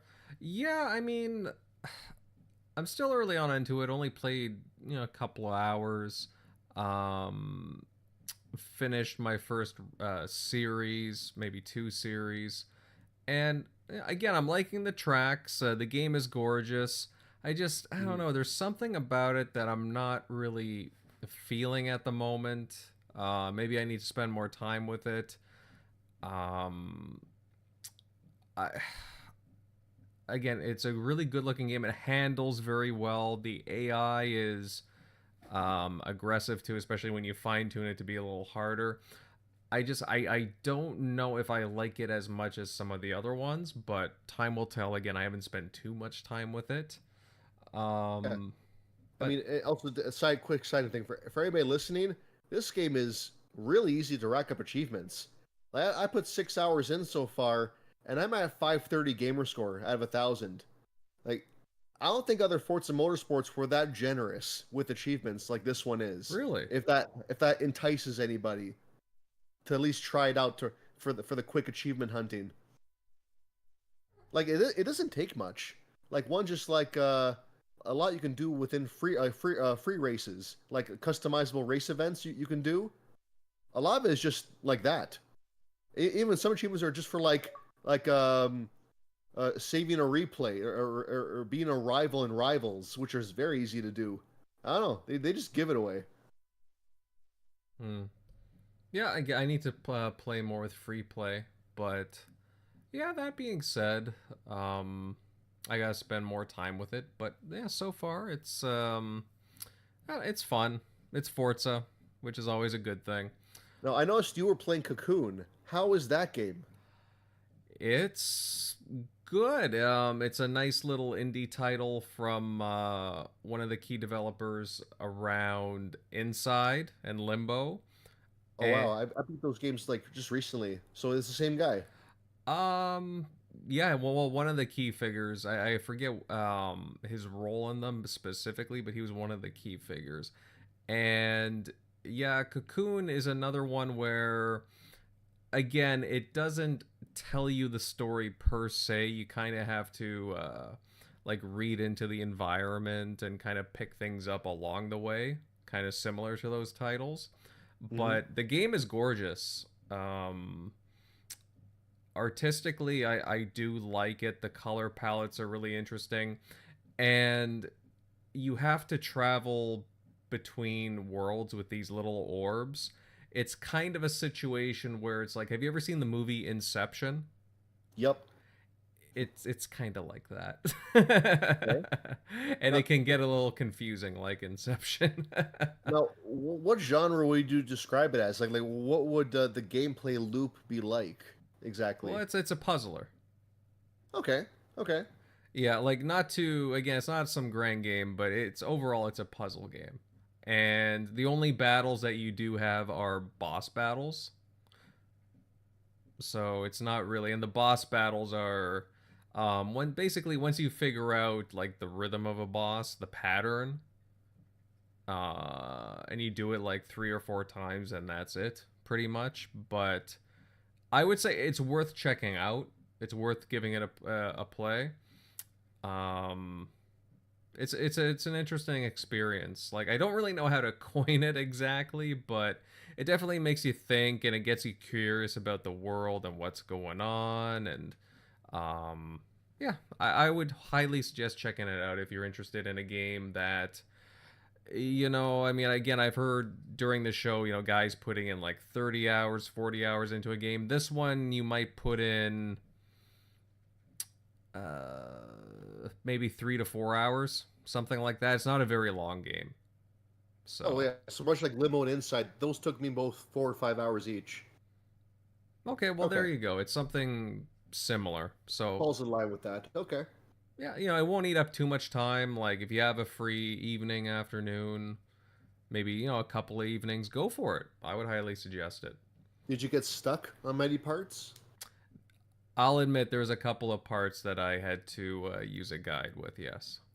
All right. Because, again, it's one of those games where some things aren't as easy as what they seem. Like, remember how I was talking about, like, the worlds in between worlds kind of a thing? If you play the game, you will understand what I mean. Some things aren't as straightforward, because in order to get one thing moving and one thing kind of in the right place, you have to affect something in the other world, and you have to move around this and that. So there's a lot of toying around to be done. So it's a little frustrating that way, but when you solve it on your own, you feel like a genius. You're like, the biggest light bulb goes off in your head. Nice. It is a good feeling. When you be like, where I'd be like a boss of Liza P that kept kicking my ass, it felt good. Like you earned it. Yeah, no, and that's what it is. You actually feel like you earned something, which is nice. So yeah, again, I suggest trying it out, guys. It's worth a download. And again, it came day one into Game Pass, so there's no harm. Let's see. Centurion, I know you've been waiting kind of patiently. I know you've been playing a few games recently. One being the Lamplighters League. I know that was a game that I downloaded, but I haven't had a chance to play as of yet. Please tell us about it. I'm enjoying playing it. Let's just say, like, don't get me wrong, it's not like this massive deliverable story. It's definitely a unique experience in the fact that it's an overhead strategy game. You're able to plan out how you're going to go through each mission on how, your character, you either have brawlers, which are characters that can fight, gunners, or obviously a character that guns, and then you also have sneak characters. I've played enough to where I'm already starting to see that there's also a healing character. And there is a strategy to the game. There is a good story. I feel it's a very unique title especially if you're into overhead, like, strategy style games. But that's where I do feel like, regretfully, Lamplighters is definitely being overshadowed by the Starfields, the Forzas, even Darktide. I did check out Darktide. That was a really surprise drop, for at least for me, because at the beginning of the month, I did a video covering a vast majority of games that are coming to Game Pass, and somehow that one slipped through the cracks for me in what I was being able to see. Like, it wasn't even listed on the Game Pass tab as an up and coming game. It just appeared. I was like, okay, well, that was a surprise. But you also, like, I already played Gotham Knights. That was just dropped into Game Pass. That was a big game, in my opinion. Is it anything to write home about when it comes to mechanics? No, but it's definitely a game to play if you enjoy the Batman universe, especially some of the newer stuff like the League of, oh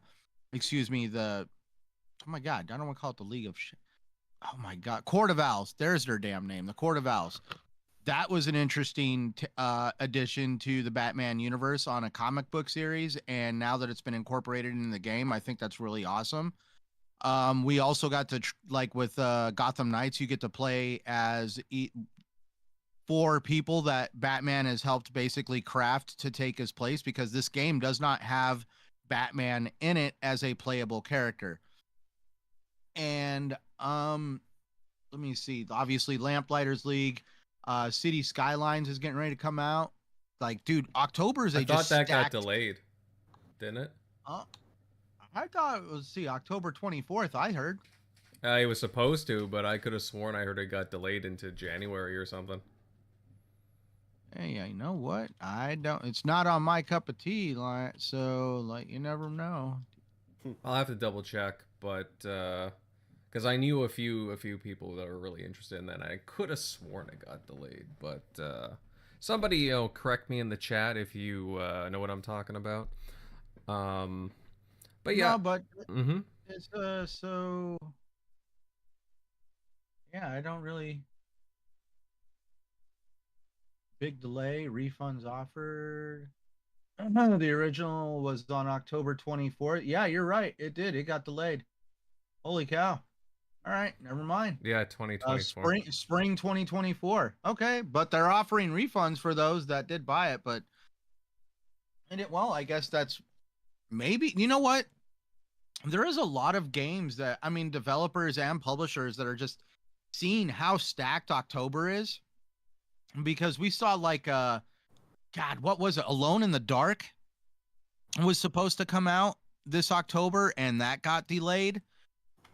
So there's definitely that's where I was just wanting to point out, when Lamplighters League kind of got the crappy end of the stick. They're a really good. It's a really good game. It's done well. It doesn't have any bugs, at least in my opinion. And at least the graphics hold well for the style of game that it is. But yeah, according to the publisher, Lamplighters League was a little bit of a failure when it came to how many people actually played the game. And that's where I just really do feel publishers and developers combined, I understand you put a lot of blood, sweat, and tears into your product, but you do need to take a little bit of consideration that, like, if you're going to slam it into a month where a game like a Starfield or a Forza comes out, dude, delay it, move it, do whatever you got to do, but you can't go against a juggernaut on that scale, because we're talking Bethesda and Turn 10 Studios. Like, there's no way. And yeah, definitely, I really do feel that Lamplighters League is a title that everybody should check out, especially if you enjoyed playing like Marvel Midnight Suns. It's not having to like play based off of cards being dealt out, and that is your move set until you run out of cards. You have a certain amount of action points. Each round you fight enemies, and you get to fight the enemy until you run out of action points, and then it's the enemy's turn until they run out of action points, and you go back and forth. But each character has its own style of like how they play, whether they throw knives or have guns, or you got to get up close and brawl them. And the game also does not promote just trying to go in and just lay waste to everybody and fight everyone. There's times that you tactically and strategically have to be like, no, I don't want to get into a fight, because I would not be able to fight 10 people with these 3 characters. And you got to start learning how to maneuver your characters around them stealth-wise to complete the mission without getting into a fight. So it's definitely a unique title that I feel you should try out if you're into that style of game, but it's not a horrible game. Would you say it's similar to Wasteland 3 or XCOM? I would probably say it's similar to those, yes. Now, I haven't exactly played too much Wasteland or XCOM, but I know the style of game that they are, and yes, so that's where you have the ability. So you just can't go in and stealth kill everybody in the game. Your sneak characters that are able to sneak up on them, you're only able to perform like 2 or 3 stealth kills before you run out of stealth kills, and then you have to basically fight everyone. Oh wow, sorry, the thing chimed in my ear. But that's where, you have to be able to learn how to position your characters, especially those that have guns, and some of them have the ability to shoot multiple times in one turn, where other ones are only able to shoot one at a time. The character that does a lot of brawling, that's where you got to get her in close, but that's where they also go beyond the fighting. Is as you're sneaking around, you have like the gunner is able to pick locks. So if you come up against a locked door, you either A, take a character and go find the person with the key, or you use the gunner to pick the lock, or you could come up a wall that has like a crack in it, and you can use the brawler to punch down the wall. So you have a way of actually opening up avenues for yourself to be able to traverse the environment without getting into a fight. But sometimes you are forced to get into a fight. Like, the game is not easy by any means for me. I mean, like, there's times I am just sitting there like, what the hell do I do? All right, good to know. But yeah, I gotta get to that game later though. It's gotta be on the back burner for now for me anyway. No, definitely, for sure. I mean, it's definitely a title if you enjoy playing just like little simple like titles that don't require, like, I mean, like, compare it to like Assassin's Creed Mirage. I'm also dabbling around in that, playing that game. Yeah, definitely that game. There's a lot there, a lot of exploring and everything else. That's where Lamplighters League is one of those games where it's just really nice to, this is the style of game it is, and you don't got to go around collecting a million different things and stuff like that. All right. Invader, you still there? Oh no, I know. Invader. Oh, we're still live. Can chat still hear us? He wasn't the we're- one who left. It was It was Shocker? Shock. It was Yeah, Shock. I heard the chime go off, but that's interesting. Maybe something came up for him. I think Hey, we're still live. Crusader, what I know you said you're not exactly playing anything per se that came out in Game Pass, but is there anything that did come out in the month of October that at least be like General MLD said, at least made it onto the burner? So there hasn't been a game yet that has made it onto the burner that I'm going to play. I will be getting Alan Wake 2 at the end of the month, and I will be playing Alan Wake 2 religiously because I love Alan Wake. I feel And this I'm game also looks gonna better than the I'm first one. buying Spider-Man, but I'm gonna play Spider-Man after Alan Wake because Alan Wake is more important. I love Alan Wake. I will be buying Alan Wake in Fortnite because they're putting him in Fortnite. So here's a question. I In love my Alan Wake. opinion, this Alan Wake 2 looks better than Alan Wake 1. I have to reserve judgment. I don't know if I'm going to like it more or not. I'm not sure how I'll like it as a survival horror. Because it's more of like a Resident Evil style survival horror game. Well, for me, the reason why I say Alan Wake 2 looks better than 1 is because at the time, Remedy was just establishing the universe that they're using for Control, Alan Wake, and the other games that kind of revolve around. Right now, Quantum Break, Break's not in I'm it. back. Sorry, I had some Okay. mic issues. But obviously they're not putting Quantum Break in that universe, but that's where they're wanting people to look at it though. Like, all their games are like a cohesive universe, kind of like the Avenger movies. Yep. They all take place in the same universe. Yep. And that's where I feel like now that they've really found a direction of what they're doing, I do like the fact that they're like the FBI agent, the female character, finding pages of the book that Alan Wake is creating. Yep. I'm really, really, really excited for Alan Wake later this month. Really, really excited. Now, I will say, next week I'm really excited for Halo. I know Shock wants to talk about it, so we'll talk about it next week. But let me talk a little bit about what I've been playing in Halo, at the very least. Go for it. And I played 9 hours of Halo yesterday. First time I've played that much Halo in a long time.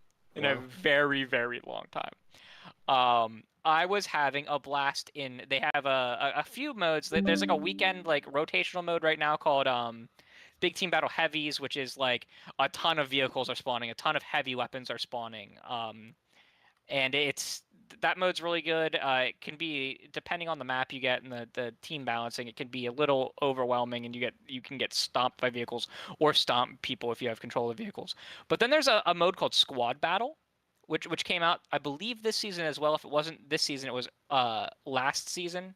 So it was I think it was season 4 though that Squad Battle dropped. And Squad Battle is it's classic big team battle. So it's 8v8 instead of 12v12, and it is on classic maps from past Halo games remade in Halo Infinite's Forge. And there's Valhalla was remade. It's called Valheim. Wetworks from Halo 2, Exiled from Halo 4, and a few others. And there's it was originally supposed to be a rotational playlist, but people liked it so much it's now a permanent playlist that's going to get permanent support. And they're basically reaching out to the Forge community and being like, hey, if you guys make any cool remakes of big team battle maps, we will put them in this playlist. And there's a remake of Zanzibar. If anyone remembers Zanzibar, it's the one with the big rotating circle on it's like a beach map with a big rotating like windmill thing in the middle. Yep. Yeah, there's a remake of that. The thing in the middle functions and everything. Like Forge is insane, and like I kept telling everyone that like Halo, the co-op's one thing. Halo shouldn't have launched without Forge, and now that Forge is in the game, I feel almost like sort of vindicated because it's incredible. The stuff that people are putting out is mind-bogglingly incredible, and it also right now like. Support-wise, there's been more maps added to Halo Infinite this season than like most live service games get in a year. Right? Call of Duty doesn't even get as many with premium battle with like didn't even get as many back in the day with the premium passes. Right? Because they did do you guys remember when Halo Infinite launched and they had the Tenrai event with the samurai armor? Yeah. Yep. They had a Tenrai event like 2. I forget exactly what it was called, but it was like the sequel to the Tenrai event, and there was new samurai armor you could get. But the event launched with its own playlist that had 8 forged maps that were all like Japanese like building themed. And all of those maps are now in a rotational community playlist. And it's just so cool. Thimber, we're going to talk about the new stuff for Season 5 next week. One, we want to do it when Shock's here. But we also want to we want to cover I want to cover that once it's live and we can like feel it. So we'll talk about the AI toolkit next week. I'm trying not to talk about the announcements for it this week. Just the feelings on it going into the new season because the new season's gonna be great. But yeah, there's a community playlist that's just not remake maps, they're just community maps. Just maps that people in the community have made, and the community has tested in like the custom games browser because there's a custom games browser where you can just load in and play custom games with people, and then the maps kind of get thrown in. I was playing Rumble Pit with some of my friends last night, and there's one of the coolest versions of an oddball variant called Vampire Ball, where like if you all played Oddball, where you're holding the ball, you gain points the longer you hold the ball. They made this mode where it's one-hit melee, but you also just get your shields and an overshield back when you melee kill someone with the oddball. And it is an incredibly awesome variant of the game in Rumble Pit, which is the FFA mode. And I played some of the renamed SWAT. They call it Tactical Slayer because I don't think they wanted to call it SWAT anymore because of the association with swatting. Like the bad connotation with like swatting influencers. I think they wanted to just move away from the term SWAT. But the Tactical Slayer mode's really good. The new Bandit rifle, which came in I don't know if it was season 3 or 4. That's basically the DMR without a scope is really good. There's a scoped version coming next season. It's just the new equipments are so good. Like there's this I call it the Thunderdome. You put out like an orb of like smoke, and like you can't see the people inside of it, but you also can't see out of it, and it becomes like the Thunderdome. So you put it down when you have like an energy sword, and people will come in and you just absolutely obliterate them. There's one called like the Quantum Entangler or something, where basically you activate it at a position and then you run throughout the map and then you activate it again and it teleports you instantly back to that position. So like I made this great play where I jumped on a wraith, planted my grenade in it, but there was another enemy wraith because they had both wraiths and it was about to shoot me. And after I jumped off from throwing the grenade in, I instantly activated it, so I warped back and it put me right behind the other wraith and I was able to put a grenade in that wraith too. Like the sandbox is incredible. Like it always was. The sandbox was always really good in Infinite. It was just that the lack of content, like the lack of maps, because launch it was very sparse. But that doesn't exist anymore. And I'm all about like they really need to go in and fully market. They need to go in heavy with the marketing for season 5. But in season 6, that's going to come out in 2024, it'll be like out in like January, early February 24. They need to go out and heavily market Halo Infinite's multiplayer. Like drop YouTube trailers, get the paid influencer ad spots. Like where the companies will like the paid sponsorship streams. Like they need to go all out and get people back in Infinite, because it's incredible right now. It has the content to sustain it. It has the content engine to sustain itself. I think it's being treated the best of any games as a service title right now, and I play quite a few games as a service titles. It's so good. Yeah, the trick is to get back a lot of the people that left in the beginning. I myself, I'm waiting for Firefight to come back on, because I've always been. It's coming this season. Yeah, I'm a This sucker season. for Firefight. Yep. I played a lot of that in Halo 5 and MCC. If that comes back, I'm back on Halo Infinite. That's for sure. So there is a Firefight mode coming. It's a little different because it's part of PvP now, but you can do it without the PvP. And I don't want to go too into that, but like they're doing some really cool stuff behind the scenes with for the PvE stuff. And I've seen even more from data mining and stuff, because like from the data mines, we didn't think we were getting any of the Forge AI stuff this season. We all thought it was going to come in season 6, and they dropped a lot of it in season 5, which was a huge surprise.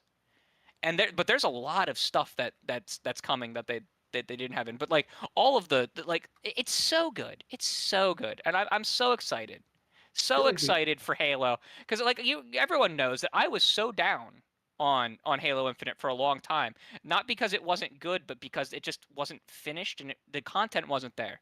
But it is finished, and the content's there now, and it's my only gripe is that the weapon sandbox feels a little tight, kind of like Halo Reach's weapon sandbox felt tight compared to other Halos, and that there's like 12 weapons that I listed off that they could add like any 3 of to the game, and like instantly the game would feel like legitimately the best Halo experience I've ever played. Right? I love Halo 3, I love Halo 4, and I love Halo Reach. They're multiplayers. And if they would add like 4 or 5 of these weapons from past Halo games back into the game, like the saw, the UNSC shotgun, the fuel rod gun, the beam rifle, like I can list off a bunch of them. Grenade launcher.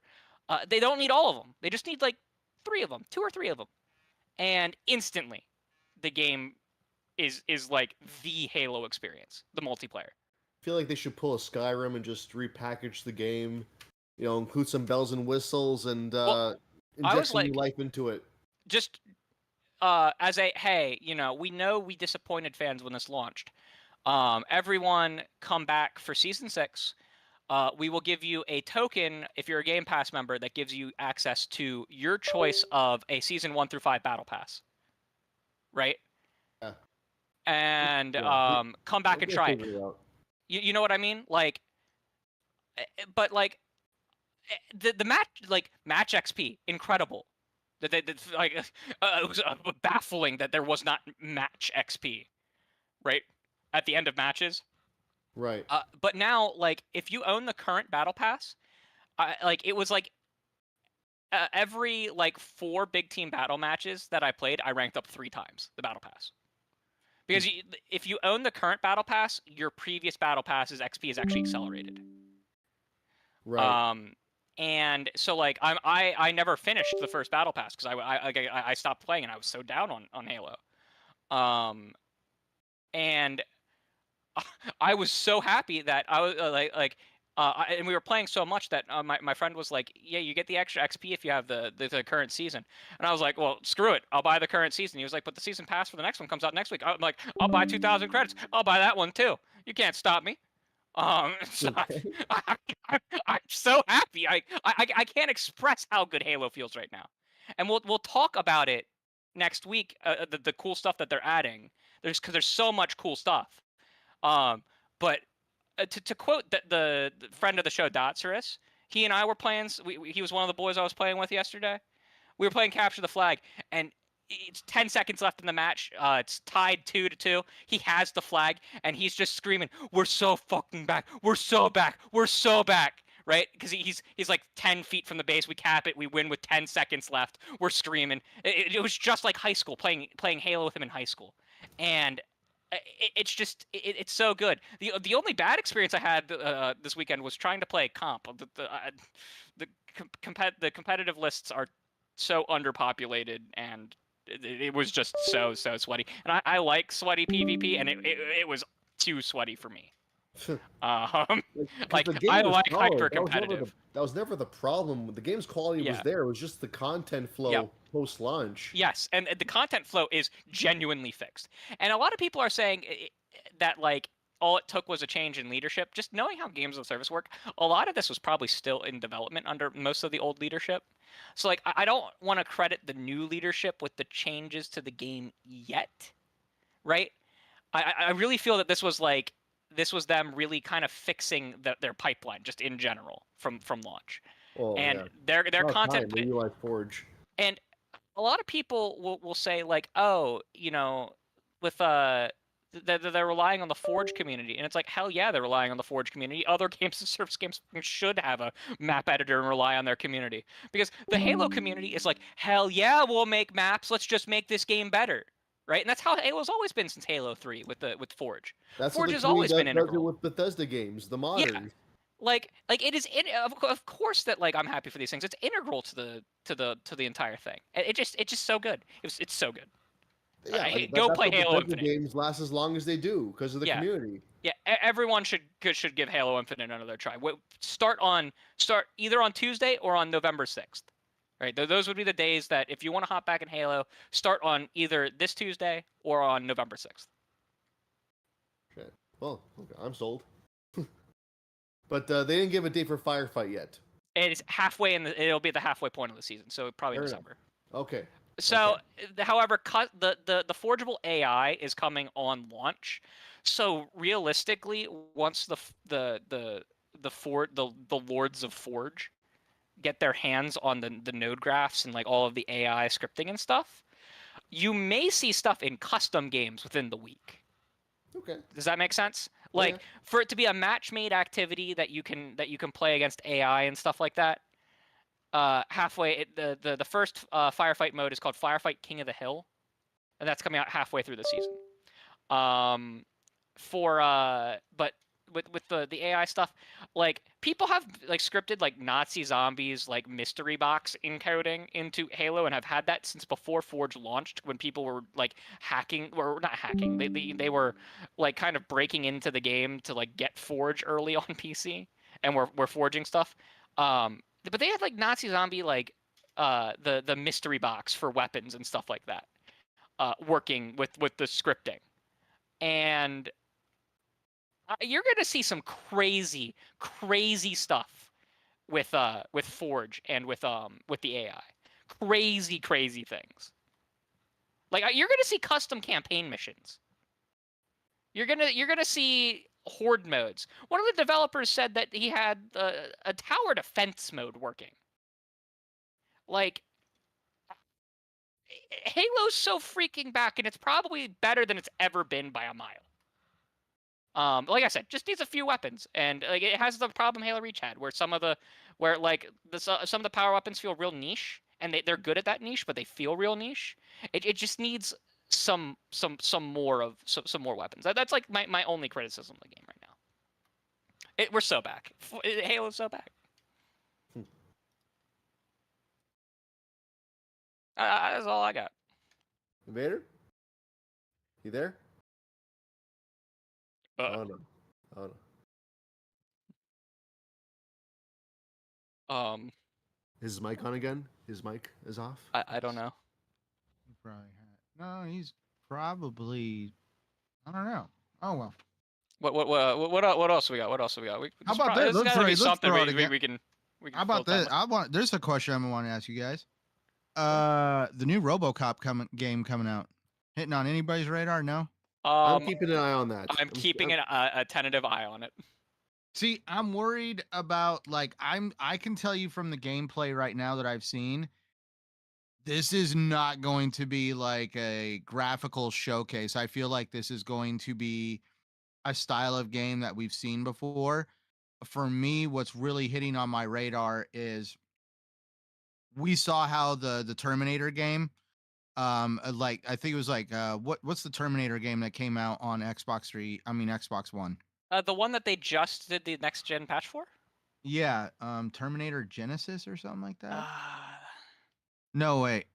Gosh damn. I'm looking it up. Give me a sec. I'm more List concerned of about the fact that it's a Terminator slow-moving FPS, and the enemies are like, you're basically a giant damage sponge. Like, how's that going Uh, to be challenging? See, that's where Resistance. yeah, Terminator Resistance. So we saw how Terminator Resistance was not something to be like, oh my god, the gameplay.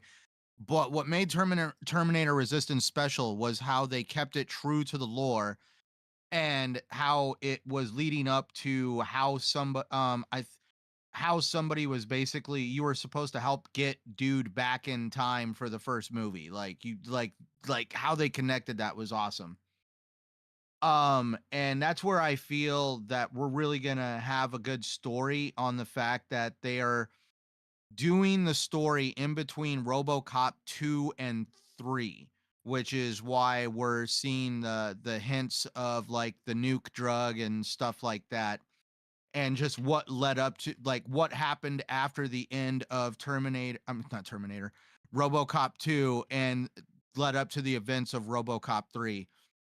And like you said, damage sponge. But that's the thing. We know from watching the RoboCop movies that RoboCop is not indestructible. We do know that he is immune to like small arms fire, but when it comes to just being ravaged by bigger ammunition, he's not that indestructible. And that's where, yeah, that like we all remember, like that's how the RoboCop movies were. Is he was just this tanky character that would just go in and clear a room. I like how they got the original actor to reprise his role as the voice of RoboCop. That's what I'm really hoping, that this is going to be something that's just going to be very lore accurate to the Terminator. I keep calling it Terminator. Here we go. To the RoboCop movies. And that's why it's on my radar. It's definitely something I've got my eye on. I don't know if I'm going to pull the trigger on it by the end of the month, because I know like if you get the deluxe version, you get the game early. Otherwise, if you don't get the deluxe version, you wait till like November 2nd. But it's on my radar, and I really, because I know one review or one guy that got some early gameplay said that the game was really bland and stuff like that. And that's where I don't really feel that this game is meant to like change the whole universe. I think it's, in my opinion, it's just damn good to see that remake from RoboCop, like that new age remake of RoboCop that didn't really go over too well. It's nice to see that they're going back to the original style and what made RoboCop very unique. And so yes, that game is on my radar. How about you guys? Anything coming up or? I saw it. It looked pretty neat. It's an FPS. I mean, I said Alan Wake. I will be playing Spider-Man. Yeah, Alan Wake 2 for me. I'm not sure. The Assassin's Creed Mirage game. I was curious about that, but now people keep saying it's like it's not what we thought it would be. It's not as Almost old exactly what we thought it would be, which is Well, I've got about 4 or 5 hours into it. What do you want to know? Oh, is it like is it really, is it play a lot like the Ezio trilogy, or I want to say it's a blend of the Ezio trilogy with some of the new age stuff. Like obviously, like, because if I'm right in the Ezio trilogy, you didn't have the bird, right? no, you just had regular eagle vision. You didn't. So I'm guessing you throw out the bird and you see with the bird in the air instead. Well, so you do go back to having the eagle vision. So the cool part is the eagle vision does not reveal what the bird can see, and what the bird can see does not reveal what the eagle vision can see. Okay. Like the eagle can just fly over and be like, "Oh yeah, there's enemies here, there, and there." The eagle vision will reveal to you, like, because now you have locked doors and stuff you have to contend with, and it definitely changes up the stealth gameplay for sure. And like now with the eagle vision, you're able to go out and look and see who's the actual key holder. Okay. So basically, one the eagle doesn't negate the eagle vision, and the eagle vision doesn't negate the eagle itself. But with Mirage, that's where they did definitely dial back on. It's not this huge expanse of a map. Like as soon as you see the map, you're kind of like, oh, okay, that's cool. So that means I'm not going to be like disappearing for hours on end and like being taken way the hell over here to go find out what a squirrel is doing. It's definitely a lot more like compacted into the area that they're wanting this game to take place.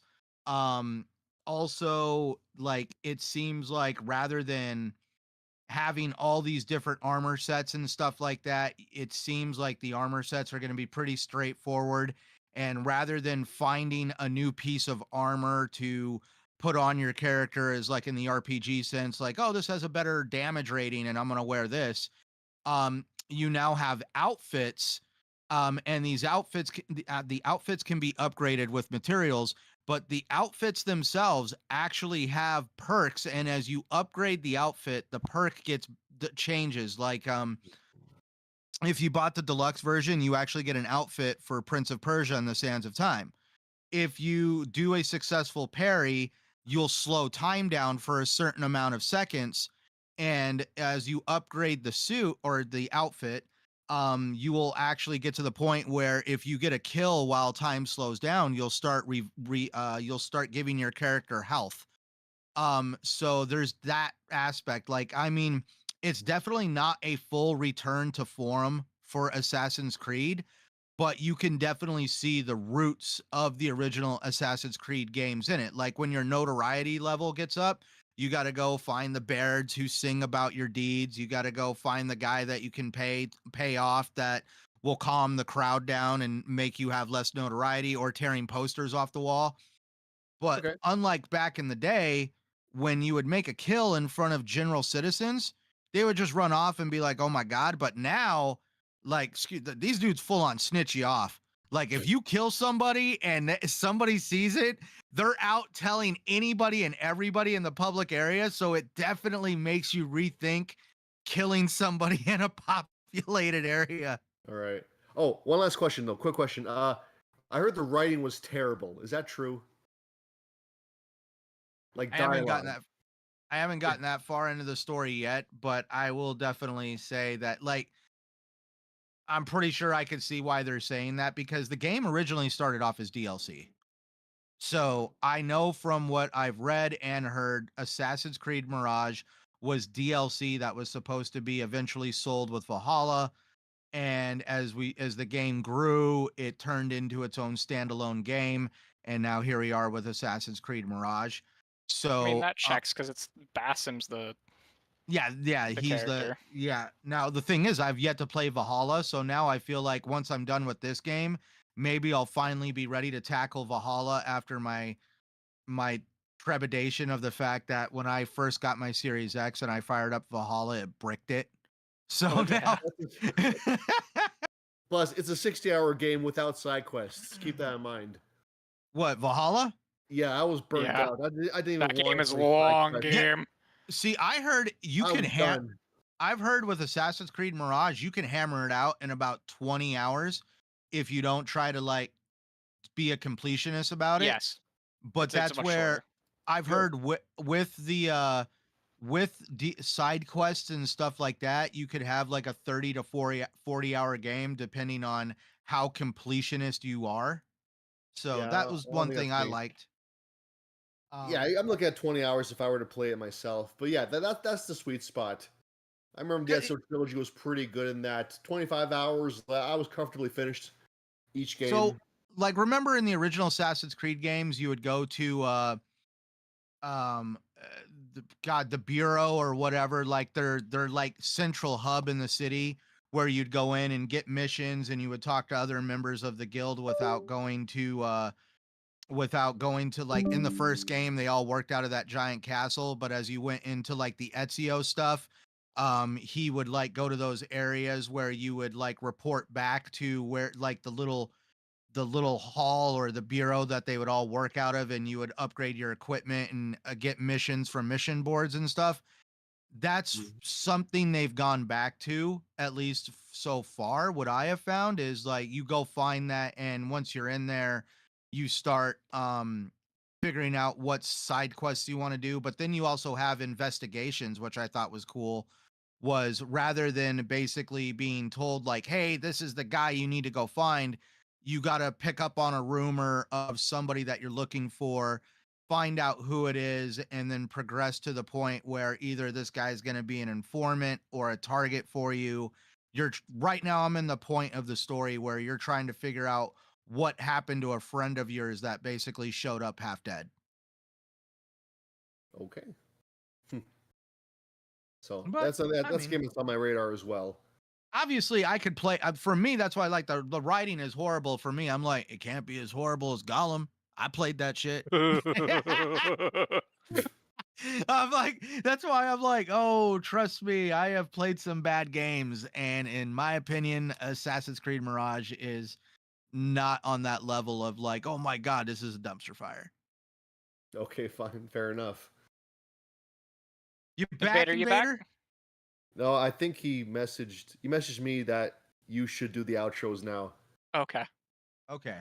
Well, I guess that does it for us tonight then. We'll start off with General MLD. Thank you for being here, good sir. And where can we find you?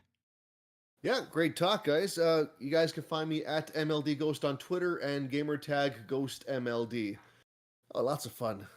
Great Right. week, guys.